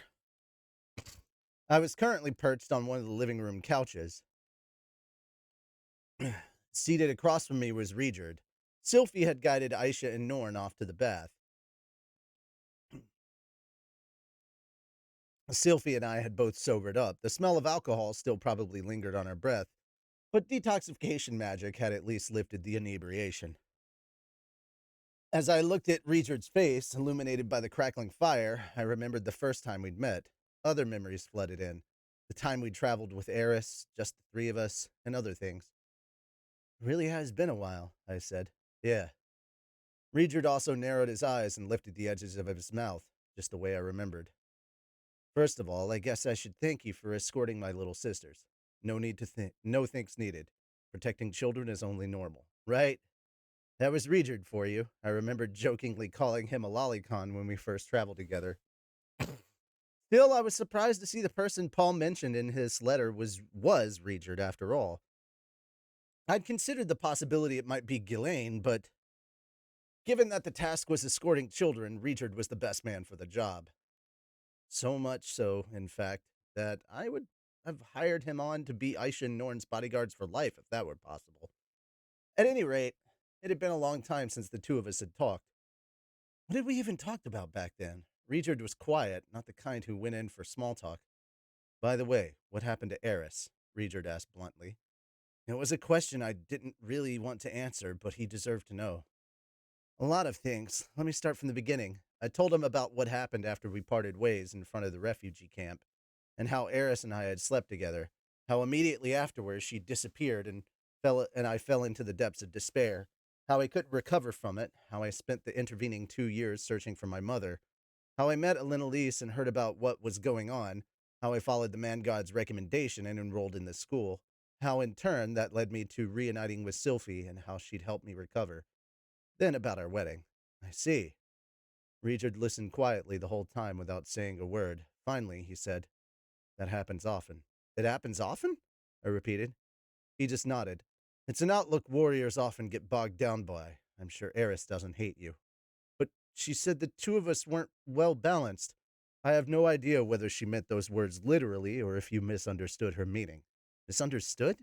Yes, Eris was never very good with words. Regard would know he wasn't either. At the very least, she liked you when we were traveling together. If you have the opportunity to meet again, keep a cool head and talk to her about it. Had I gotten it all wrong? When she said she weren't well balanced, did she just mean that she wasn't at my level? Had she left me to get stronger so she could achieve that balance in the return? In which case, maybe her meaning had been, wait for me.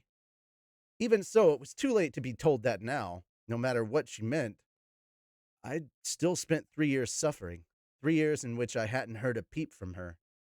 The person who finally saved me was Sylphie, not Eris. What was I supposed to do now? Toss Sylphie aside and make up with Eris? There was no way. Besides, honestly, I was still a little terrified by the thought of meeting Eris again. It wasn't as if I didn't trust what Regard was saying, but there was the possibility she really had just gotten fed up with me. It would be a real blow to my feelings if I approached her with the intention of reconciling, only for her to punch me and refuse to look me in the eyes. Stop thinking about it, I told myself. Whatever the truth was, I couldn't change the past. Dwelling on it wouldn't help. I changed the topic. What have you been doing all this time, Mr. Regard? Ah, yeah. He looked like he still had something he wanted to say, but still nodded. After I parted ways with you two, I headed for the forest area in the southern region. Apparently, Regard had guessed that the Spurred tribe hiding in the central continent would be in a forest. He made his way to the dense forest to the south of the King Dragon Mountains. where he conducted an exhaustive search for 2 years. Ultimately, he found no trace of this bird, though he did find several items belonging to people believed to have died during the displacement incident. He delivered those to the closest town. His search of the forest yielded nothing. Richard headed south along the coast and arrived at Eastport. He planned to catch up on the information coming out of Millis there, then head north to search for the conflict zone. However, as luck would have it, he ran into Paul. After that, everything happened just as Paul had written in his letter. When Paul hesitated over whether or not to send his 2 girls away, Richard volunteered to act as an escort. Oh, oh, I met your master, too. Master Roxy? Yeah. Richard had a strained smile. She was a little different from your description. Really? In what way? Rudy. Rudy is the protagonist. He has been this whole time. I said my name, and she saw the gem in my forehead. She was completely terrified. Come to think of it, Roxy was the one who'd told me that the Spurred tribe were terrifying killers. As a member of the Meagard, she lifted fear of the Spurred. Her reaction was probably inevitable. I wish I could have seen it, though, Roxy trembling in terror at the sight of Richard. So I heard you traveled alongside Miss Ginger all the way here? Yeah, we arrived in the evening and went to the university, but couldn't find you there.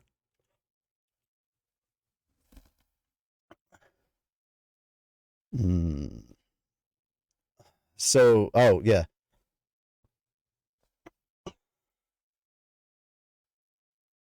Sorry.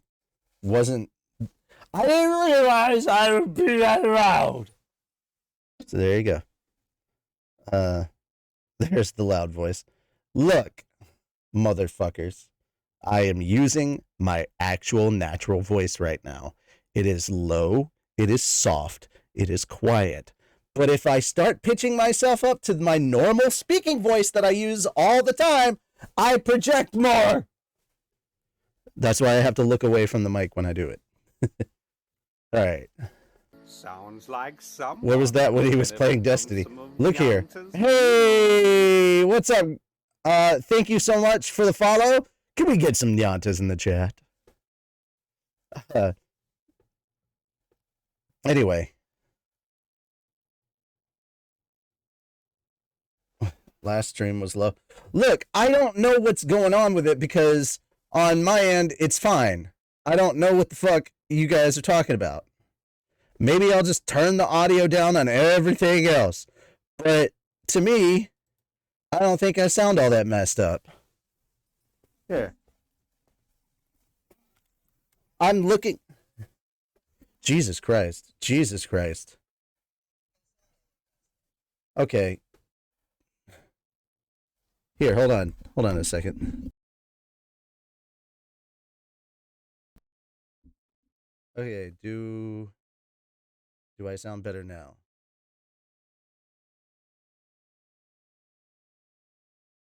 Do-be-do-do-do. Do-be-do-do-do. Yeah, that's a lot better. Jesus Christ. Jeez, man. All right, so I don't know what happened.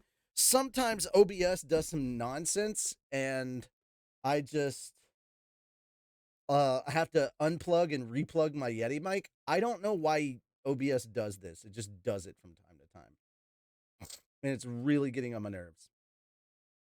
All right, so here we go.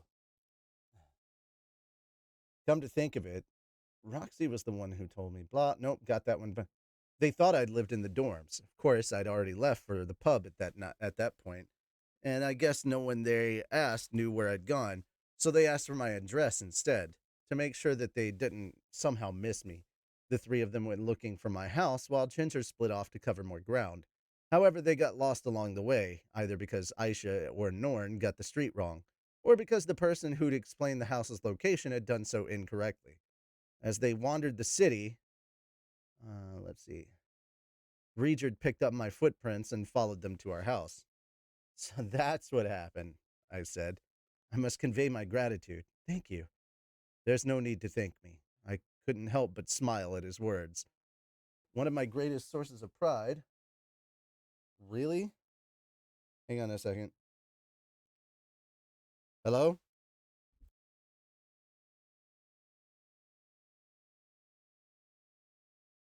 Yes, I'm aware that I have an appointment coming up on Tuesday.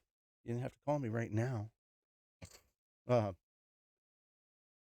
anyway, you guys sure got here fast, I said. The letter had only arrived last month. I thought it would take them 2 or 3 months to get here at the earliest. Your little sister was eager. Which one? Aisha. It was thanks to her that we were able to travel so quickly. According to Reacher, Aisha had proposed they accompany a merchant caravan so they could travel at night too. Such caravans generally didn't accept outsiders, so Aisha offered them Reacher and Ginger's assistance as guards in exchange for letting her and Norn ride along. It was a good deal, though the negotiations hadn't been easy.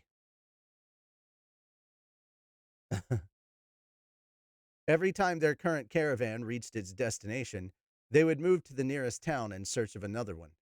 It was through this rapid changing of caravans that they were able to travel so efficiently. They would they would gather information on the caravan's schedules and locations, sometimes even retracing their steps to a previous town to hop on a caravan that suited them better. When the three of them asked Aisha why they had to double back, she said, "Because this way is faster." Amazing. That must have been rough for you, though. If you were moving around in the daytime and acting as a bodyguard at night, that means you had to be awake all the time. It wasn't. I'm used to traveling continuously without rest, and have been for a while now. But it was the first time in a while that I felt like I was being ordered around. He gave him a thin smile as he said that. Perhaps he was recalling the time of the Laplace War.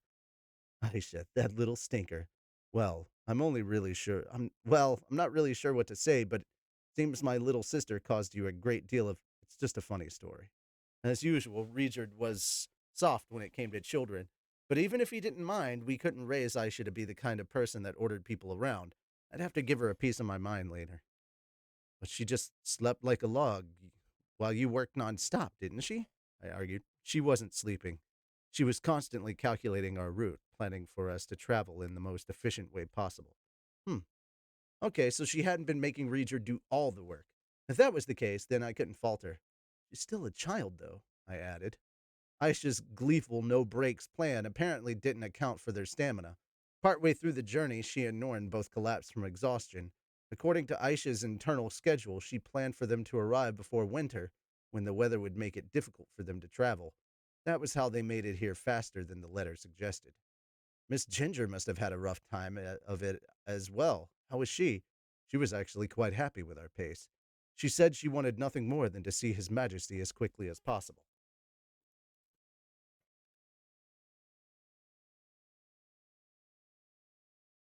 The animes end and past the manga as well. Yeah.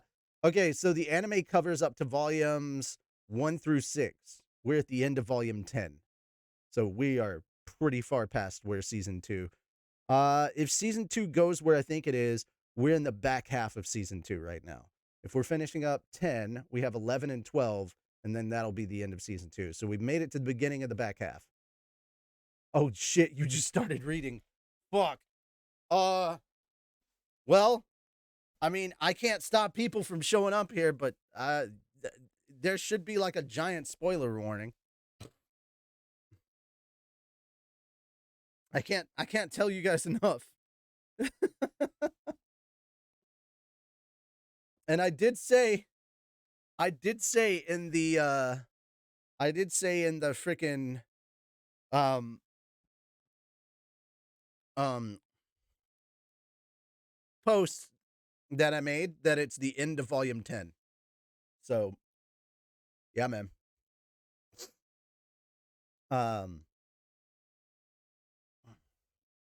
there were a lot of people in this world with muscles for brains, it seemed.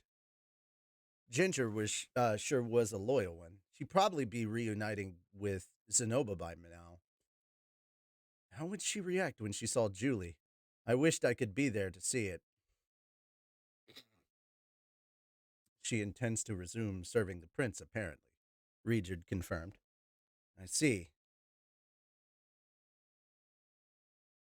Part 1 of season 2 gonna end with Rudy finding out about Fitz. Well, it's probably going to end with Rudy and Fitz hooking up, or Rudy and Sylphie hooking up. I don't think it'll be finding out.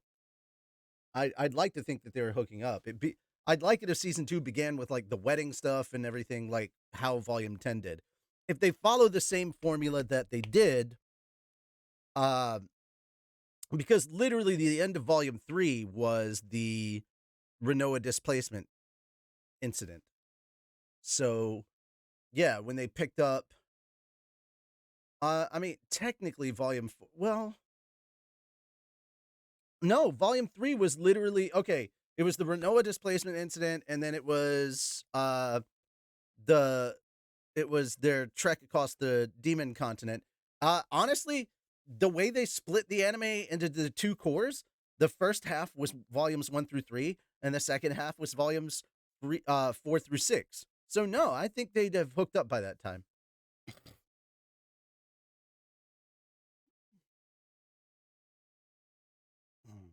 Yeah. What Saiyan Fang said, because what I said was just a jumble of the same shit, but less eloquent. All right. Uh, I see. By the way, how long do you plan to stay here? I asked nonchalantly. I assumed the answer would be about a week. It wouldn't take that long for me to introduce him to all my friends. I was sure Zenoba would be delighted. Lenny and Persina would probably also have something to say. Who knew what Cliff would think? Regard and Batty Gaddy might already be acquainted, actually. Those thoughts came crashing to a halt when I heard Regard's response. I leave tomorrow. Oh my god. Saying you're making it worse. That's quite soon.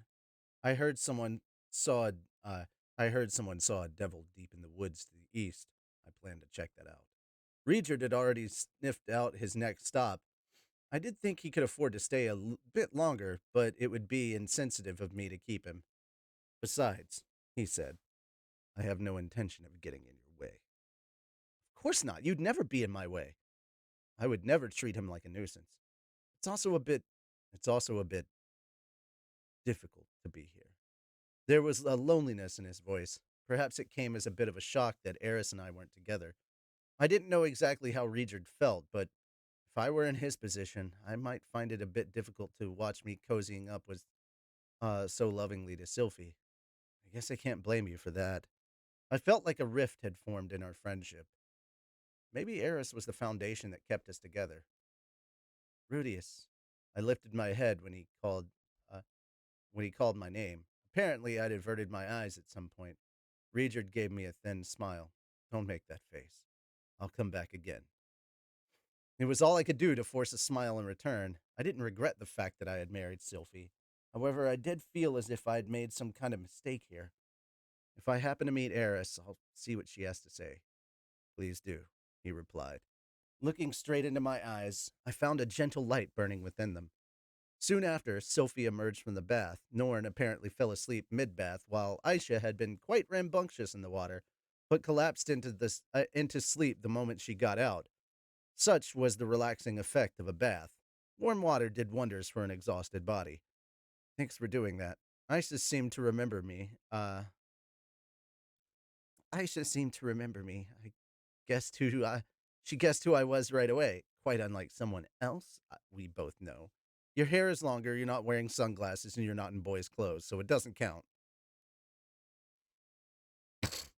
Dude, wait, hold on. If you don't know that Rudy gets laid, that's the end of the anime. Rudy gets laid in the second to last episode of the anime. Yeah, if you don't know what's going on in the anime, you probably should not stick around for this part. But come back later. We will be streaming again, and it will be playing Phasmophobia now that we've got a new update.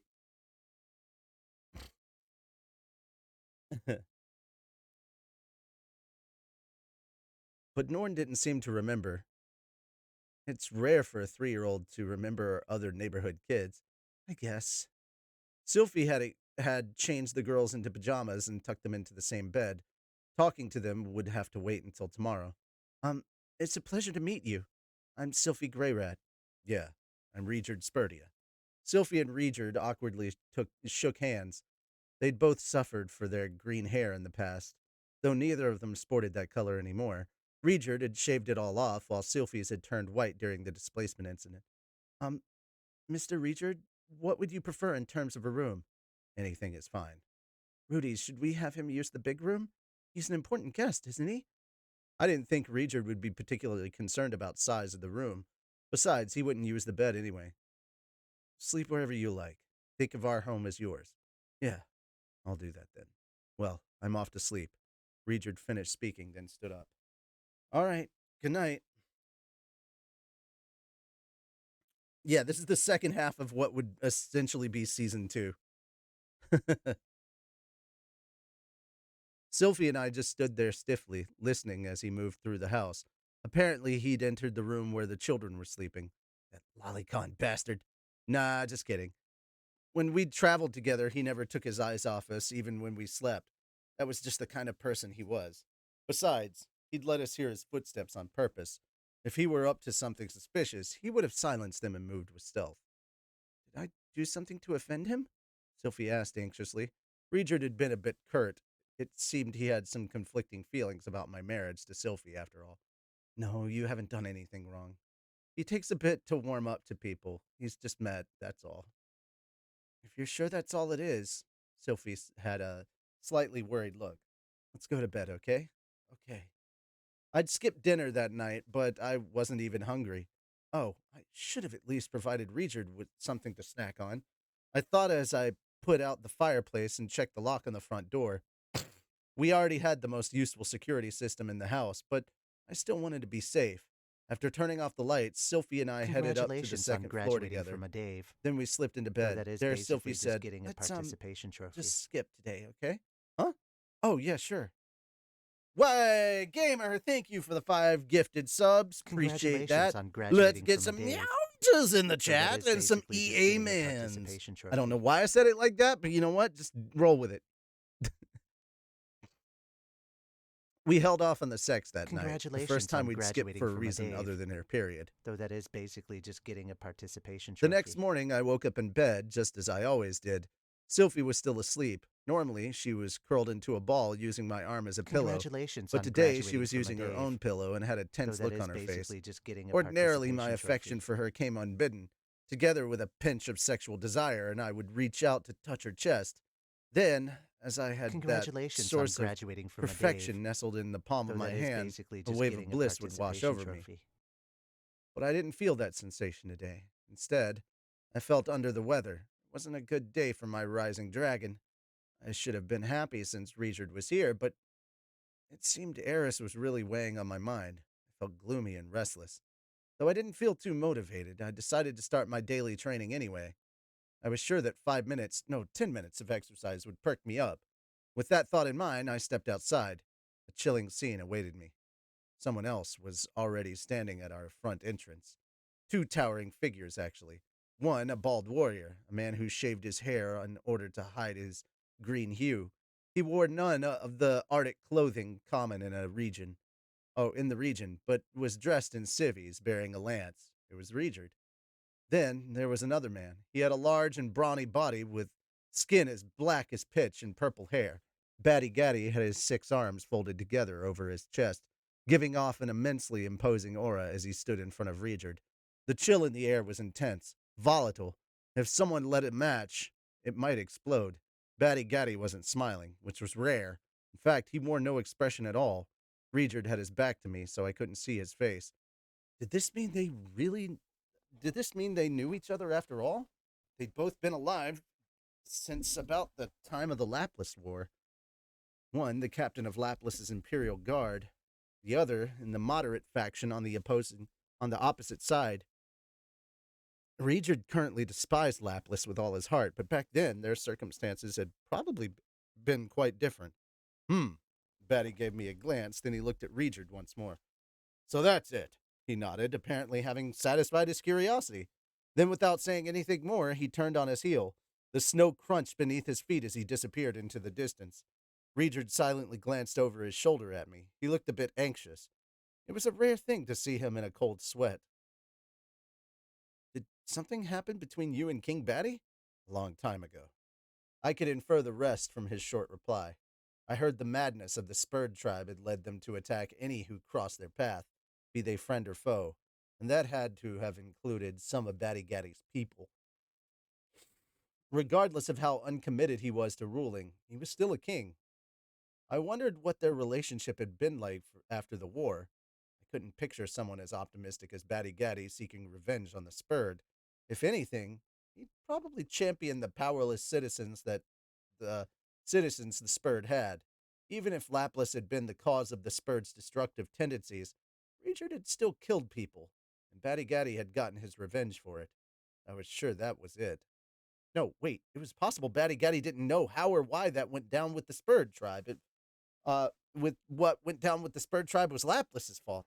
I should talk to him about it the next time we meet.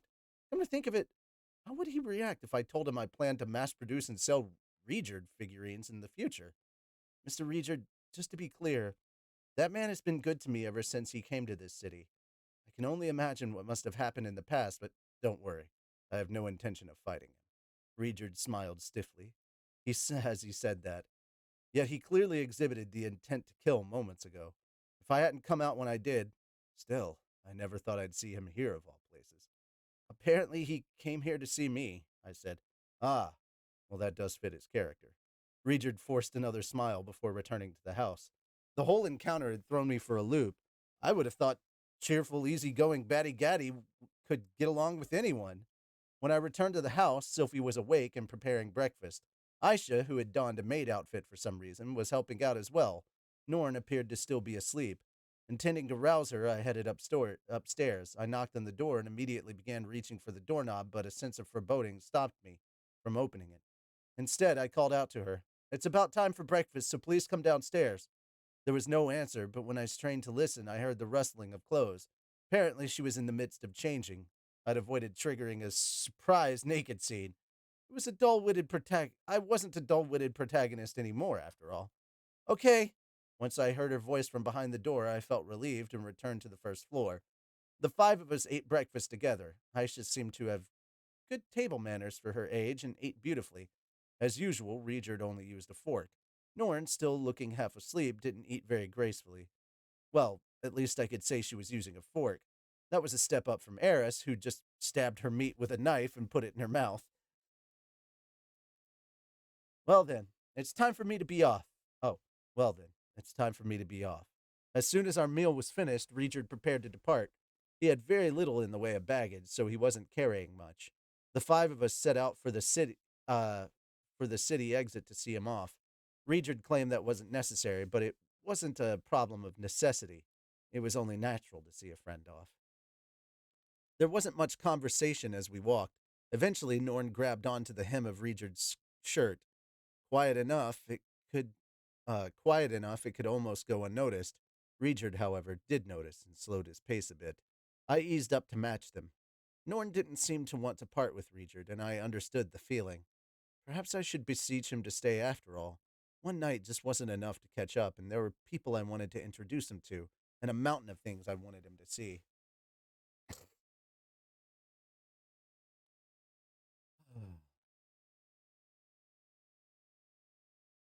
But the thought of Eris held me back, as expected. I didn't want to cause Regard discomfort. It wasn't any fault of Sylphie's, it was just that I felt like I couldn't really talk to Regard until I'd cleared the air with Eris. Yet right now, I didn't even know where she was. As I debated these things, we arrived at the city entrance. Well then, stay safe, Regard told me. You as well, I said. Our goodbyes were short. There was so much I wanted to say, I just couldn't find the words in the moment. Well, wasn't it as if this was goodbye forever? I just had to talk to him again once things had calmed down more. As for Ginger, she had apparently already said her farewells to him yesterday. Thank you for taking care of us, Aisha cheerfully bowed. She surely understood her fast travel schemes would never work without Regard. That, I was sure Regard had protect. Oh, that I was sure. Oh no, why is there a? All right, I was sure Regard had protected them from dangers unbeknownst to them too. Aisha, Aisha, don't demand too much of Rudius. Yes, I know. Regjard smiled stiffly and patted her on the head. Mr. Regjard? Norn still hadn't let go of Regjard's shirt. She had an anxious look that clearly said she didn't want him to go. Don't worry. We'll meet again. And then I gotta check my phone. It did another thing. Processed, reanimated. Oh, okay. Good to know. All right.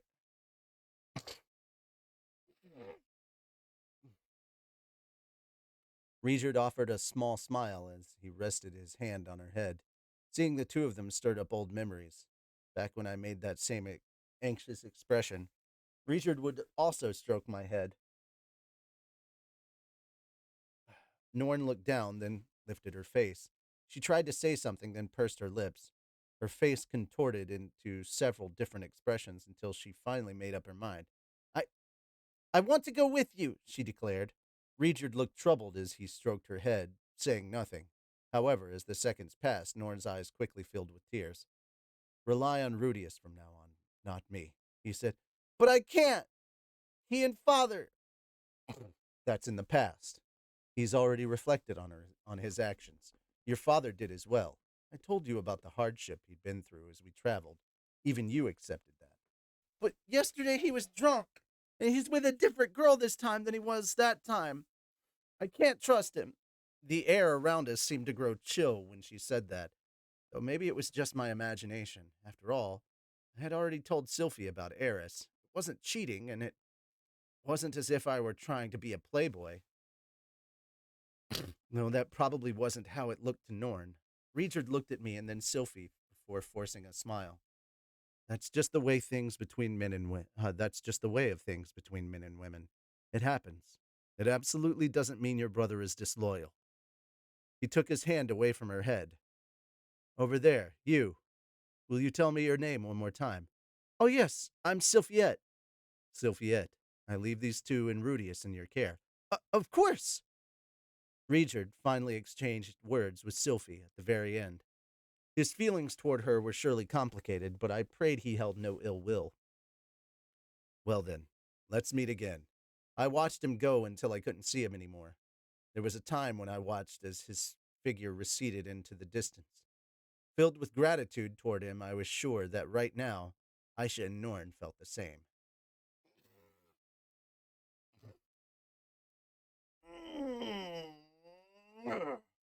And that is chapter 12. We are 88% of the way through this. We have the side story, which of course is Eris. Then we have, then we get 93%, which is the extra chapter, the master babysitter. And it's 1 year before Rudius received the letter from his dad. And it's literally from Paul's perspective. And that is where we get to the end. And that's when we reach 100%. So here we are, the sharpening of fangs. 88%. So we've only got 12% of the thing. 20 crunches. Why is it always crunches? 10 push-ups, squats. Well, I mean, I need the crunches, so crunches, push-ups, and squats. All right. I'll get the squats out of the way now. Oh boy. Now, as for the next two things, those count as one chapter. Okay? So once I get finished with the side story and move on to the extra chapter, I'm just going to keep going.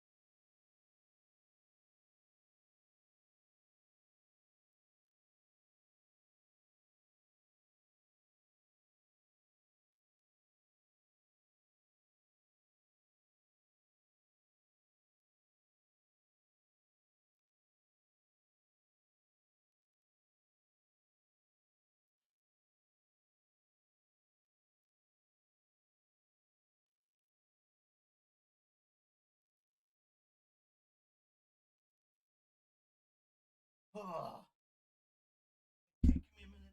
Step out of the room and let the room air.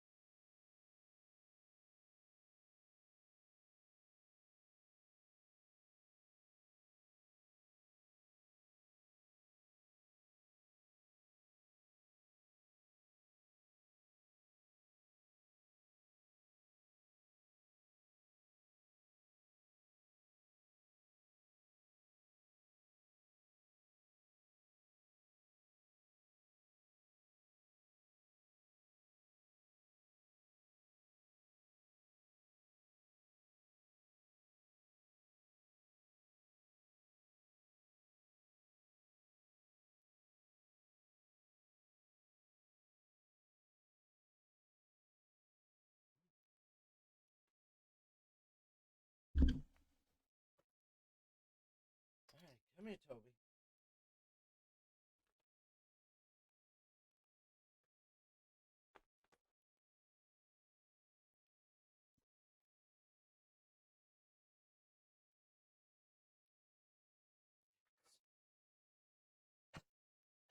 Stay.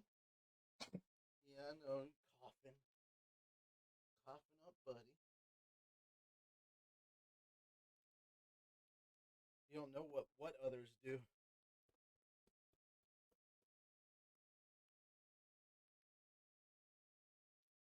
Oh, what the other people will do. All right, stay here. Hey, hey, stay here, okay? I'm gonna go get some coffee. Stay, stay, stay.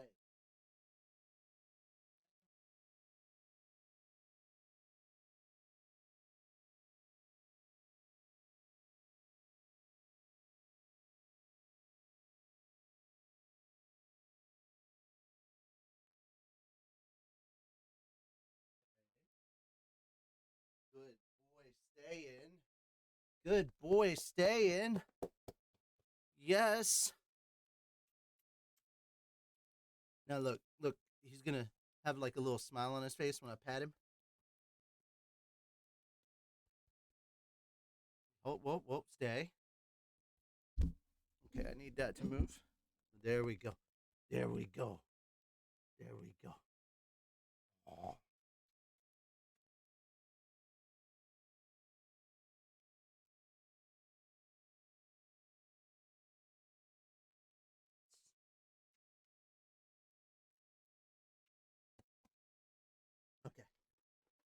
There you go. Good boy. Good boy staying. Stay. Stay there.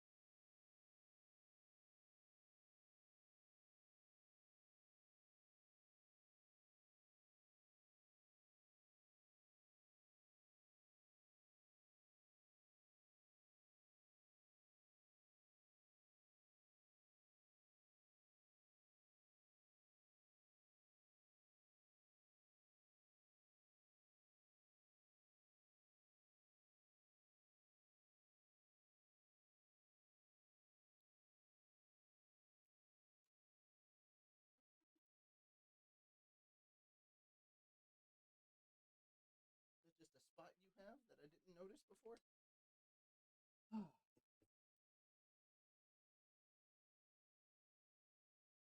I made myself a cup of coffee. I don't always make coffee, but sometimes I do. But when I do, I like my coffee with sugar. No, wait, it's the other way around. I don't always make coffee, but when I do, I like my sugar with a little bit of coffee. Ugh. All right, so here we are. Side story: The Sharpening of Fangs. On a nameless cape just an hour's journey on foot north from the Sword Sanctum, a lone girl was swinging her sword. A simple swing with no technique that belonged to the sword god style or anything else. The girl's name was Eris Greyrat. Eris Greyrat mindlessly swung her sword. There, in that space, all by herself, with no other soul around, just mindlessly swinging.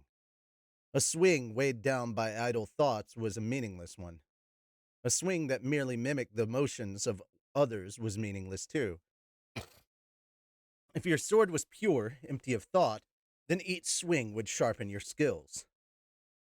She would keep honing her abilities, cutting away slice by slice, until slice by thin slice, until the way before her was clear enough that she could see through to the other side.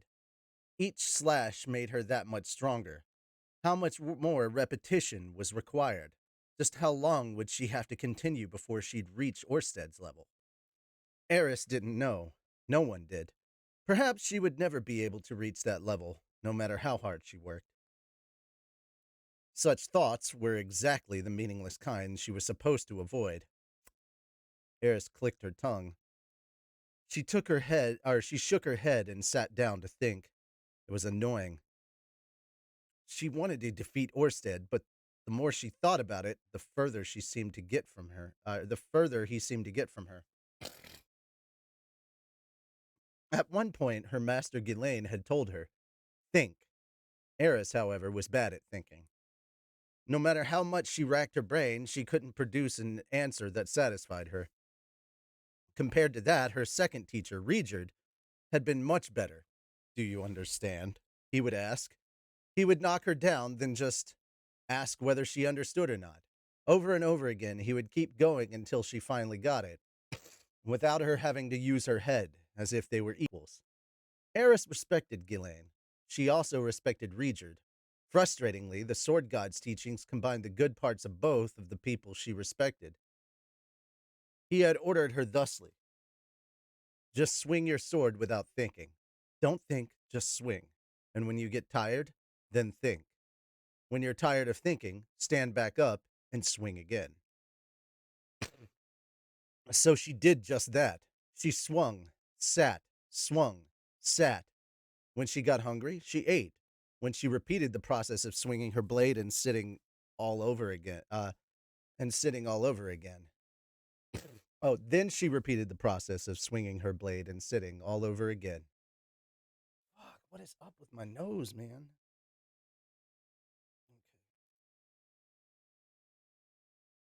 Okay. At first, she did this at the training hall. When she did that, however, someone would inevitably get in her way. The usual culprits were other girls from the training hall. They would say, "Hey, we're doing fighting practice this morning. Join us." Or, "Hey, food is ready, so come eat." Or, "Hey, can you train with me a bit?" Or, "Hey, you stink. Go take a bath." Things of that sort. It had become so annoying that Eris just left the training hall. She left and continued walking until she found an unoccupied bit of land and started practicing there. She ate and what she'd brought with her from the training hall's kitchen, or whatever monster occasionally tried to attack her. When it was cold outside, she fetched logs from the training hall and used magic to light them for warmth. When she got tired, she would return to the training hall and sleep as much as she wanted. This had been her daily life for the past 6 months. There was one thing that Eris did understand. Mastering the sword was difficult. When she was younger, she thought swordplay so much simpler and more suited to her than studying. Well, that part was still true. Swordplay suited her far better than book learning ever had. But it definitely wasn't simple at all. In fact, you might even say book learning was simpler, as long as you had someone else teaching you. All she did was raise her sword and bring it back down again, yet for some reason she couldn't get good at it. She should be able to raise it faster. She should be able to strike faster, but she hadn't managed to achieve her desired speed. She had to be faster now than she had been 6 months ago, but Ghislaine was still faster. Regerd was faster. The sword god was faster, and Orsted, of course, was faster. She tried to recall the way they moved, the sword god, Regerd, and Orsted. How had they each moved? She tried to imitate their movements from the tips of their fingers to their shoulders, all the cells in their body. Then she tried to go beyond that, to transcend them, except she didn't know how. There was no way she could. Eris was bad at thinking. Once she was exhausted. Oh, hold on. I gotta let the dog out. Who let the dog out? Me! Me! Me! Me! Me!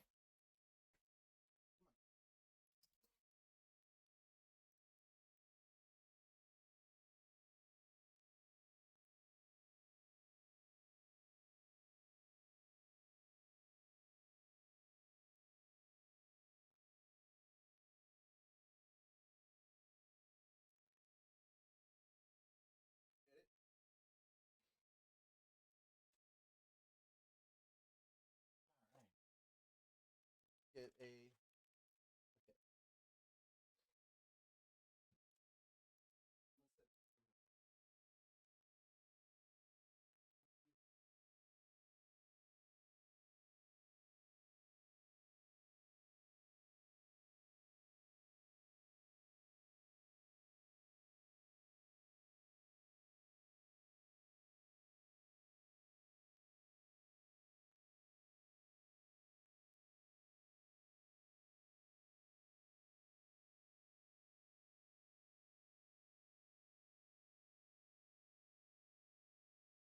Yeah, I know.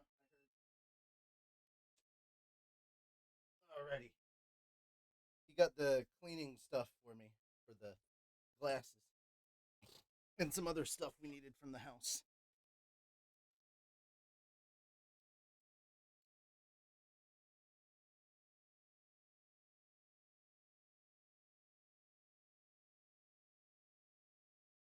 Oh, that's much, much better. Yeah.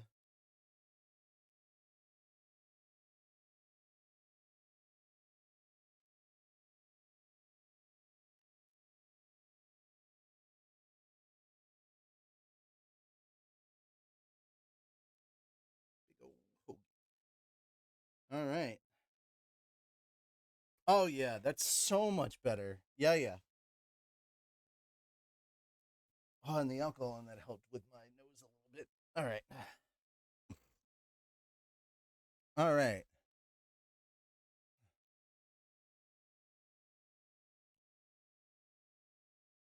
Once she was exhausted by the endless cycle of thoughts running through her head, She stood back up and started practicing her swings again. She swung without thinking about anything. Up, down, faster, up, down, faster. She went through 10 repetitions, 100, then 1,000. When she did, idle thoughts began to filter in again. That happened when she got tired. She clicked her tongue once, then took a seat. Her hands hurt, blisters had broken open on them. She produced cloth from her pocket and disinterestedly wrapped it around her hands. It hurt, but it wasn't painful. She could always recall what happened 3 years ago at the red worm's lower jaw. Compared to that, she felt like she could withstand anything. Pain meant nothing to her. Not the ache in her hand, not her frustration, not even the fact that she was by herself right now, without him by her side. Rudius. She breathed out his name. Jesus Christ, you are trying to kill me.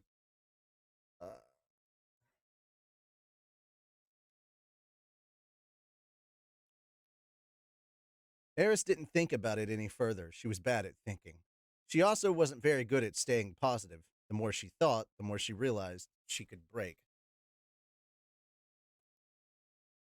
Phew. 3 years. She thought she'd gotten stronger, but it still wasn't enough. Eris stood up and started swinging her sword again. Tamping down her drowsiness, Eris headed back to the training hall. At its entrance stood a man she didn't recognize. A striking man at that. His robes were dyed in rainbow hues, and below them he wore only knee-length boots. With the 4 swords at his waist, on his cheek was a peacock tattoo, and his hair was gathered up in a style that fanned open at the top, like a parabola. When he spotted Eris, he bowed his head slightly and attempted to greet her. I am the North. Move. Eris spoke a single word to the man standing between her and the training hall. She did not care to say anything more. She'd sharpened herself to her very limits with all the swinging she'd done. The glint in her eyes as she glared was that of an aggressive beast.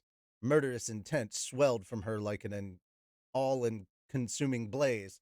She was a wild animal that wouldn't let anyone come close. What? The man immediately drew his sword. You're in my way. Eris took a step forward as she spoke. To her, the man before her was nothing but an obstacle, one standing between her and rest. Oh, and her nest. What in the world is this creature? At first, the man didn't even understand the words that came out of her mouth.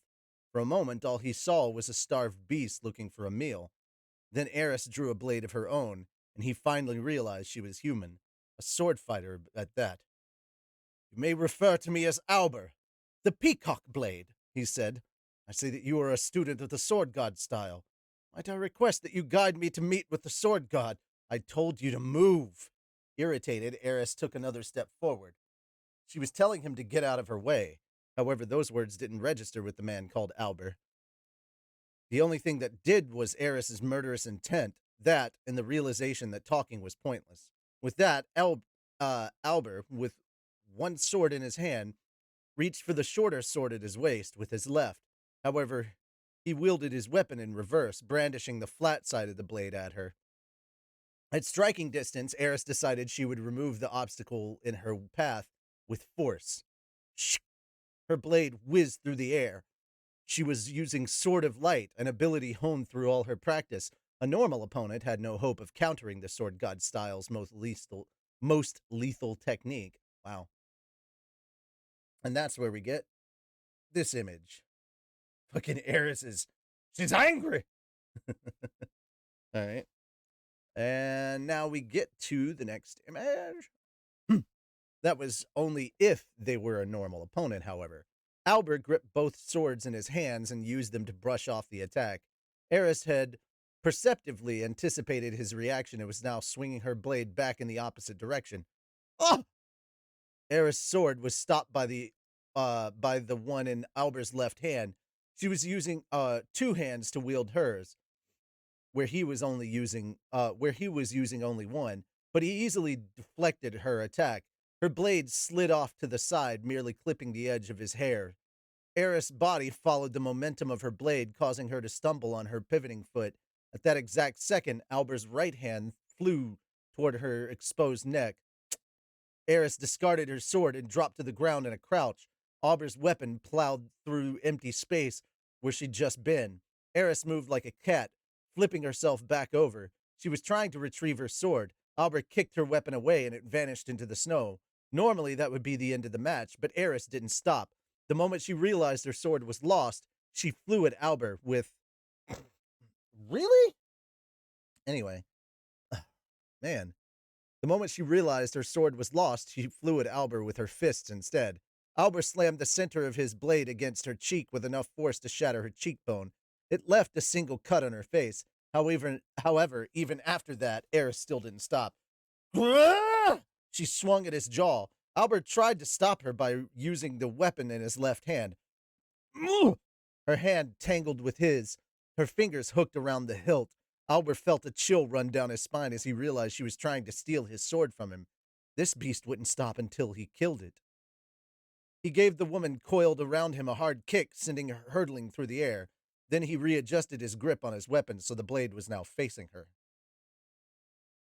Luckily for Eris, when he launched her through the air, she fell right where her sword had landed earlier. Her breathing was uneven as she took up a weapon. She had to kill him. It was then, as Albert wielded his blade in earnest and began emitting a murderous intent of his own, that a voice suddenly cut in. "That's enough!" The bloodlust ended. Eris was already frozen in place, having sensed the change in demeanor from her opponent. The sword god had appeared without them realizing and was now standing at the entrance of the training hall. Albert put away his sword and Eris flopped down on her back. She stared at the sky, still breathing hard. Her face was twisted in frustration. Albert put his right hand to his chest and bowed his head. "It has been too long, Master Sword God. You came, North Emperor. I read your letter. And then that girl attacked. Ha! Incredible, isn't she? It's the first time I've seen a sword fighter that relentless. She was almost like a beast. Ah, so this is the child they refer to as the Mad Dog." Eris listened to their conversation as she stood up. The way she drifted unsteadily forward made her look unearthly. Seeing her, Albert readied his sword again, but Eris just glowered at him and entered the training hall, vanishing into the building without a second glance at the man who was left dumbfounded in her wake. Oh, really? It was the weather? Like, my phone buzzed me about the damn weather? Come on, man. She wiped at the ground. She wiped at the wound on her cheek. Why did I say ground? Wow.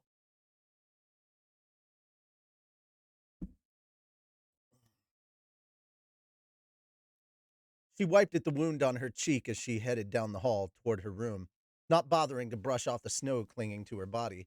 Then, when she got to her destination, she threw her sword at the base of her pillow and sagged down onto the hard bed. Just like that, she fell fast asleep. She was frustrated at her loss, but right now that was a trivial matter. That evening, Ghislaine visited the ephemeral hall. Seated with her, the sword god Galfarian, and his guest, the North Emperor Albert. Ghislaine's brows were slightly furrowed, but she showed no outward sign of paying Albert any attention as she tromped over to the sword god and bluntly asked, "Master, why aren't you teaching Eris anything?" The sword god listened and chuckled. "Already did, didn't I?" "How to swing her sword, you mean?" "No, how to temper herself," he answered as if it were obvious. The normal roughness in his voice was absent, a quiet response. Ghislaine didn't care much for that side of him. That was why she rounded up what smarts she had and chose her words carefully. "You always said it yourself. Do everything logically." "I did." "So what are you doing with Eris? She's out there swinging her sword every day like an idiot who doesn't know anything else. What part of that is logical?" "Hmm?" He looked annoyed. "Since when did you become such a nag?" "Since before I came back here." "So you ain't gonna listen to what your master tells you anymore?" "But, ugh!" Ghislaine suddenly had a sword thrust at her. To an ordinary person, it would have seemed as if the weapon just magically appeared in the sword god's hand. Ghislaine, however, could see him unsheath it. She just wasn't able to react in time. In the face of the fastest man in the world, no one could, not even a sword king. Ghislaine, you know, I kind of regret the way I taught you. You used to be like a starved tiger, but now you're like a kitten that's lost its fangs. If you'd had stayed the way you were, you'd be a sword emperor by now. Ghislaine swallowed hard at his words. She did feel she'd gotten weaker recently, though she didn't think it was all that bad. It was true that her growth with the sword had stagnated. Still, she'd gained important things in exchange: intelligence and wisdom. Things she wouldn't have been able to get from mastering the sword. I'm not going to let Eris lose her fangs, too. Gal put his sword away as if to say, "Now you understand, don't you?" Ghislaine sulked and responded. As she responded, "I don't understand why won't you have her train?" I'm getting a bunch of emails and that's distracting me. I'm sorry, guys. The sword god heaved a sigh, recalling that Ghislaine was the kind of child who needed thorough explanations to understand. Listen, if someone wants to get better than me, they've got to be able to figure stuff out for themselves. That was how I got to where I am, after all. Of course, they'll need the requisite amount of talent and hard work to deserve the title sword god. But let's leave that aside. Eris's objective is the dragon god Orsted. His existence defies logic. He's a monster beyond imagination. She cannot beat him with my teachings alone. The man had a nostalgic look on his face as he finished speaking. He had actually fought the dragon god himself back before he was called the sword god. Back when he was just a strong yet arrogant sword saint. He lost miserably, to the point where he still wasn't sure why his life had been spared, or more importantly, why all of his limbs were still intact. Having had his ego beat out of him, he'd made surpassing Orsted his goal, and had trained to that effect ever since. That was how he became the sword god. That was also exactly why he didn't want anyone else butting their head into this matter. Hey, Ghislaine, doing drills isn't the same thing as training, you know, especially if you have someone you're aiming for. There's no point in acting like an obedient dog and doing whatever someone else tells you. You get it? Master, you always say such complicated things. I don't understand. Ha! He snorted in laughter at his response. That's right. This idiot won't understand if I don't explain it all clearly. In other words, it means just learning from me won't do her any good. That's why I've prepared a bunch of stuff for her, beginning with him. The sword god gestured to Albert, who, in turn, dipped his chin in greeting. I am North Emperor Albert Corbert. Albert Corbert. On the streets, they refer to me as the Peacock Blade. Ghislaine screwed up her face. There was an indescribable stench wafting off this man. It wasn't body odor, but something powerfully citrusy. Most likely cologne, an unpleasant scent for beast folk like Ghislaine. And what is someone from the North God style doing here? Responding to the sword god's request that I instruct one of his pupils. Her expression turned more suspicious as she questioned the sword god. Why someone from the North God style? I don't see how their underhanded tricks would suit Eris, because the dragon god will use them against her. The doubt on Ghislaine's face only deepened. She had never heard anything about the dragon god being a swordsman of the North God style. Who is this dragon god? She asked. Hell if I know. What I do know is that he's got every move from the sword god, North God style, all those schools of sword fighting in his arsenal. Naturally, that means he can use them and will be able to counter any use against him. You gotta learn them as well, because if you don't, you won't be fighting on even footing. Ghislaine's expression lost its sharp edge. Learning the techniques that your opponent would use against you, that was logical. I see. Then eventually you'll be summoning someone from the water god style as well. Yep. Already sent the letter. Is that right? Her tail wagged happily. The sword god smiled wryly at that. Ghislaine would be satisfied as long as the answer was something she could easily understand. That part of her never changed. Well then, Master North Emperor, I hope you have a relaxing stay here. Now that Ghislaine's doubts had been dispelled, she stood up and paid her respects to the North Emperor. She got down on one knee, as was the unique etiquette of the sword god style. Indeed, Master Sword King. I hope that we have an an amicable relationship during my time here. Albert also put a hand on his chest and returned the gesture. With that, Eris' training moved on to the next stage. A year later, she would be recognized as a North Saint. Okay. It goes beginner, intermediate, advanced. I think after that saint, then it's king, then it's emperor, and then god. Or yeah, that's 7. Yeah. I think there's 7 in total. Beginner, intermediate, advanced, saint, emperor, god. Orsted is god in everything. No shit. When you understand who Orsted actually is, and then when you learn who Lapis really is, fuck.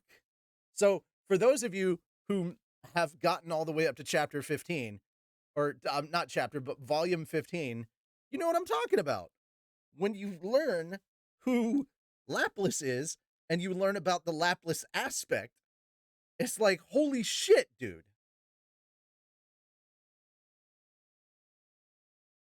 Just to give you an idea, San Moreno, just to give you an idea, right now we found out that next year Eris is going to be a I don't know who Lapis is. Really? I don't know.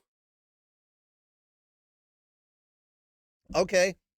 I know who Orsted said Lapis was. From my understanding of Orsted, or from what Orsted was talking about, Lapis is technically one half of a person, but yeah. Okay, well, saying, I can't wait to learn more. Volume 16 comes out later this month, and we've already, I've already got 17 and 18 ready to go when they drop. So, looking forward to that. By the way, guys, when it comes to Mushoku Tensei, the digital version comes out about a month earlier than the physical release. So, if you're only wanting the physical release, you're going to have to wait longer. If you don't want to wait, get it digitally.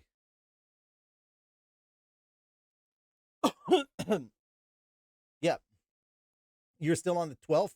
Oh, San Marino. Oh, you're about to enter what I like to call Turning Point 4. If Turning Point 1 and Turning Point 2 were covered in the anime, Turning Point 1, of course, being the teleportation incident, and Turning Point 2 being the Orsted versus Rudius, then I guess that 12 would be Turning Point 3. Turning Point 3 is what happens in Volume 12, because it has a profound effect on Rudius.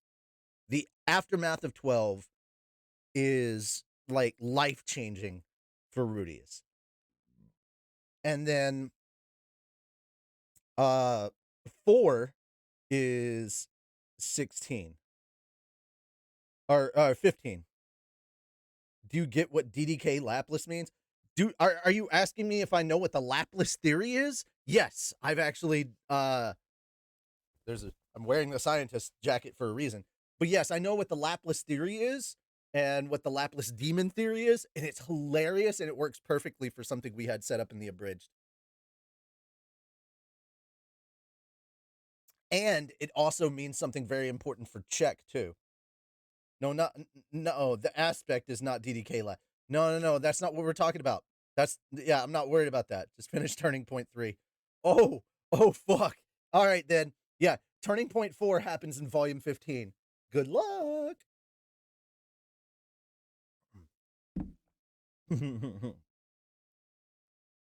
I'm not talking about the aspect. No. Okay, so here's the 4. Here's the thing. Say it, Fang.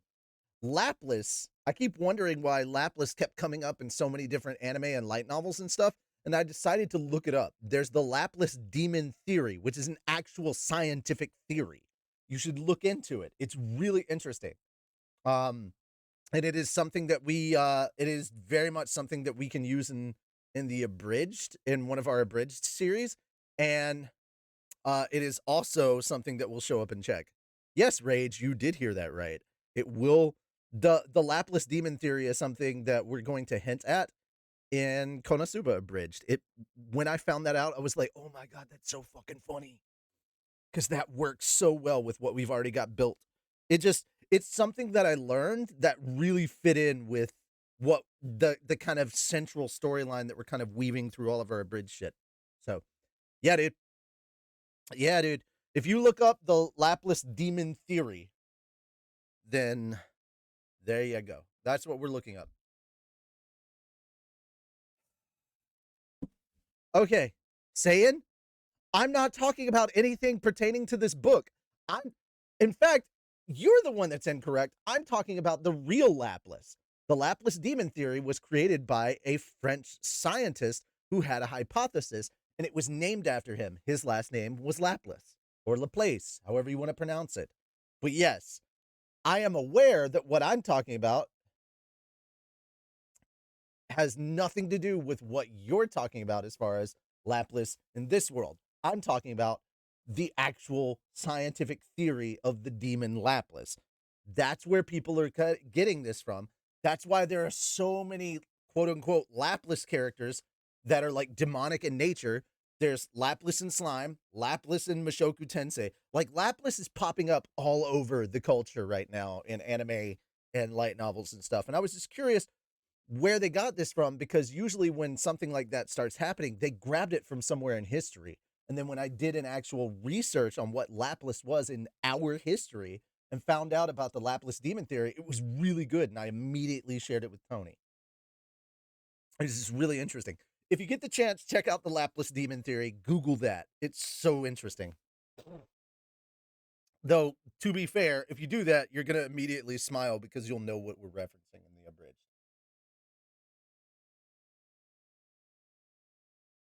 All right. Onward. Extra chapter, The Master Babysitter. Don't explain it to them, San Moreno.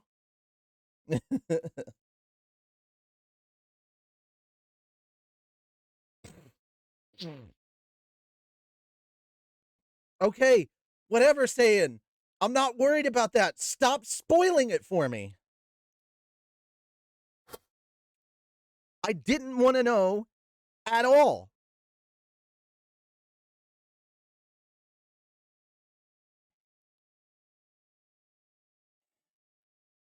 And if you say anything more, I will just end the stream right here. So please keep it to yourself. All right. Approximately 1 year before Rudius received the letter from his father.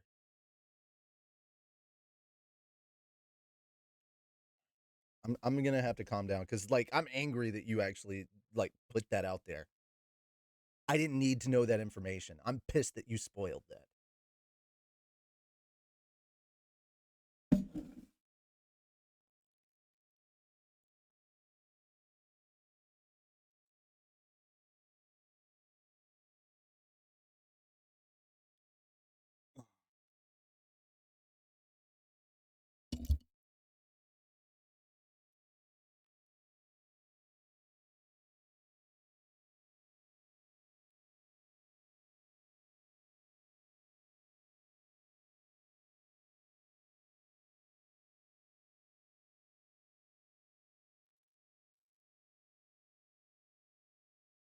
But I didn't even need the vague stuff.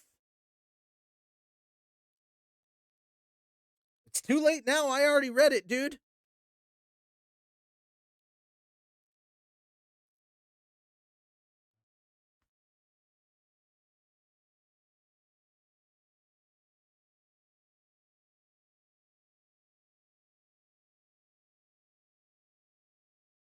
How many pages do I have left? 1, 2, 3, 4, 5, 6, 7, 8, 9, 10, 11, 12, 13, 14, 15, 16. I have 16 more to go through.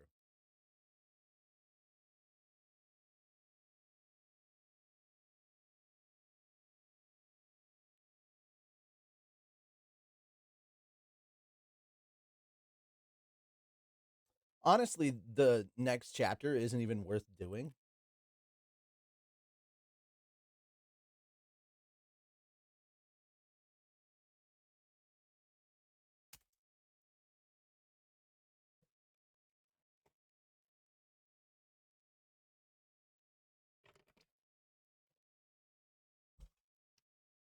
Sorry, this just pissed me off. We're just gonna skip this whole next extra chapter. If you want to know what's going on in it, please read it on your own. I'm not in the mood to continue on. Do a tally of the exercises. I'll do those, and then we're gonna call this stream. Like sometimes I'd really like it if you would keep that shit to yourself.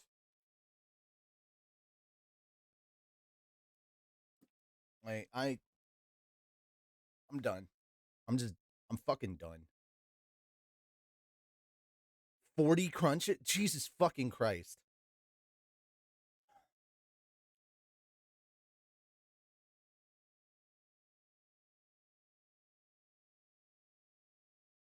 I'm gonna move 20 of those crunches into push-ups. I'm just gonna do 30 fucking push-ups. There's like I'm gonna kill myself with the amount of crunches I've already been doing, and you guys are like 40 crunches. I'm like, Jesus Christ. I can't do 40 in one set.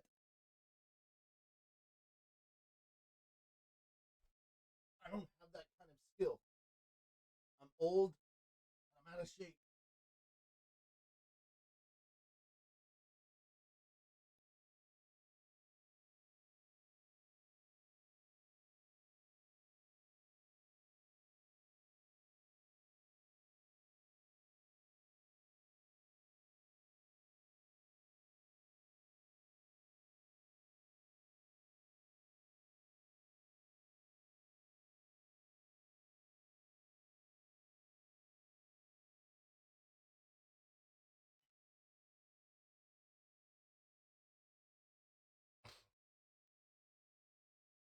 Try and be a little more considerate for my age, guys. Fuck.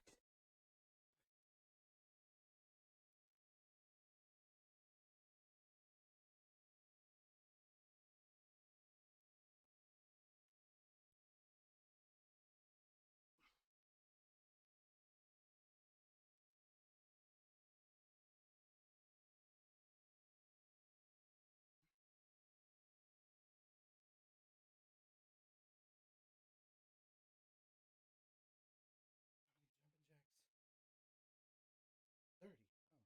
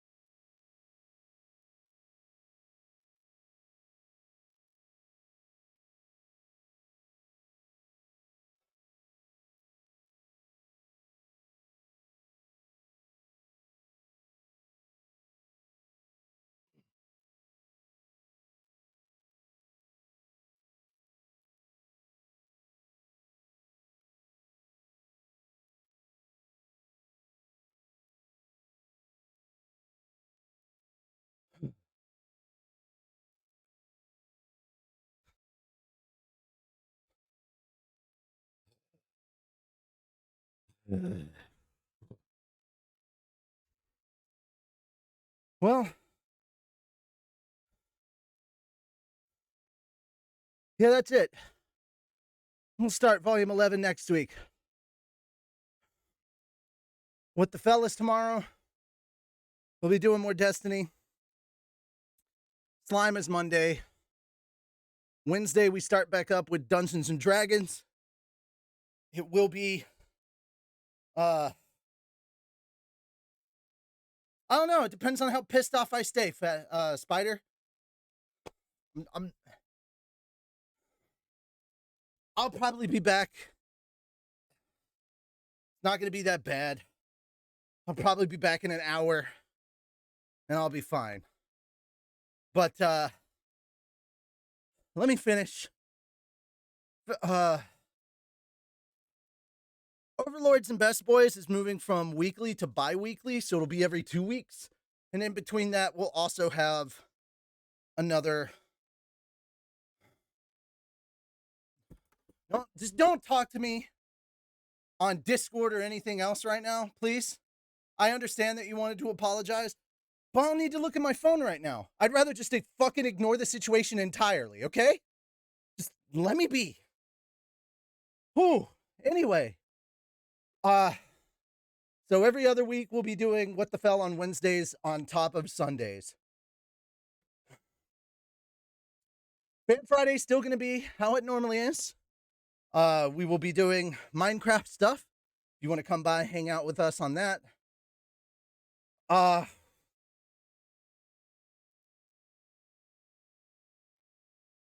Yeah. That's about all I got to say on that. Whew. Man. Just don't do that again. That's all I'm saying. Don't. Yeah.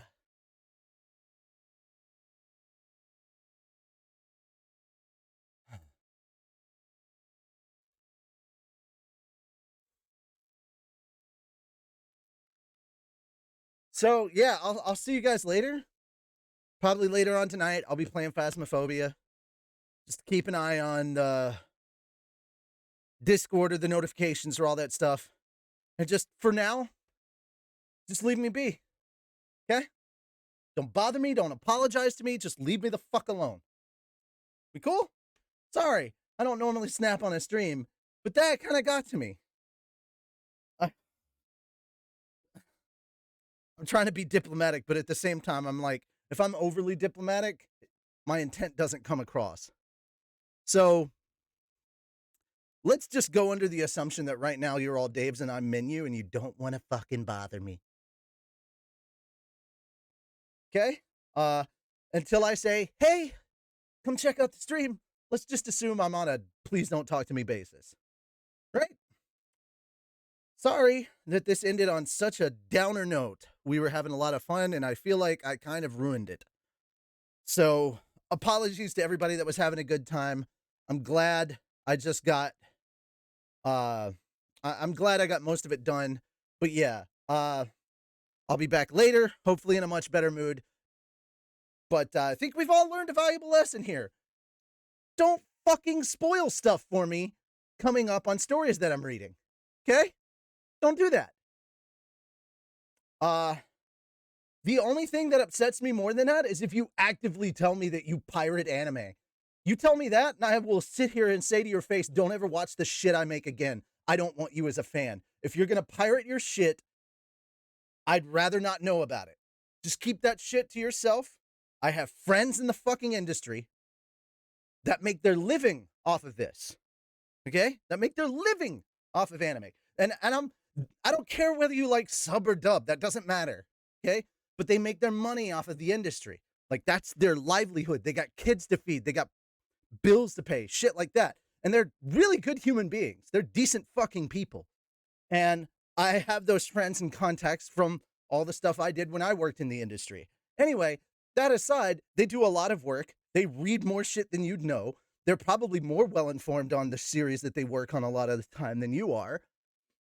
And just to hear that you pirate that anime, I don't care what your fucking excuse is. I'm pretty anti-piracy. So here's the thing. I will say right now, if you openly admit to me that you pirate anime, I will gladly tell you to go the fuck away. Don't come back to any of my streams. Please don't watch any of our abridged content. I'm not here for that.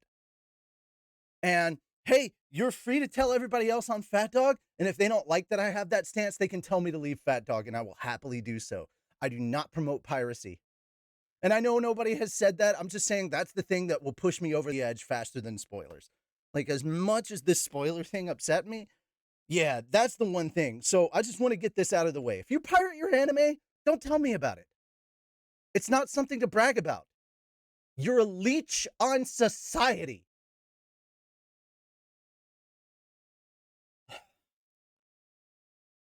I can have a giant rant about piracy and how much it's not okay. When I say support the official release, I'm not being facetious about it. As you guys can see, I do that. Shit. So, yeah, I'll be back in about an hour. You guys have a good one. Bye.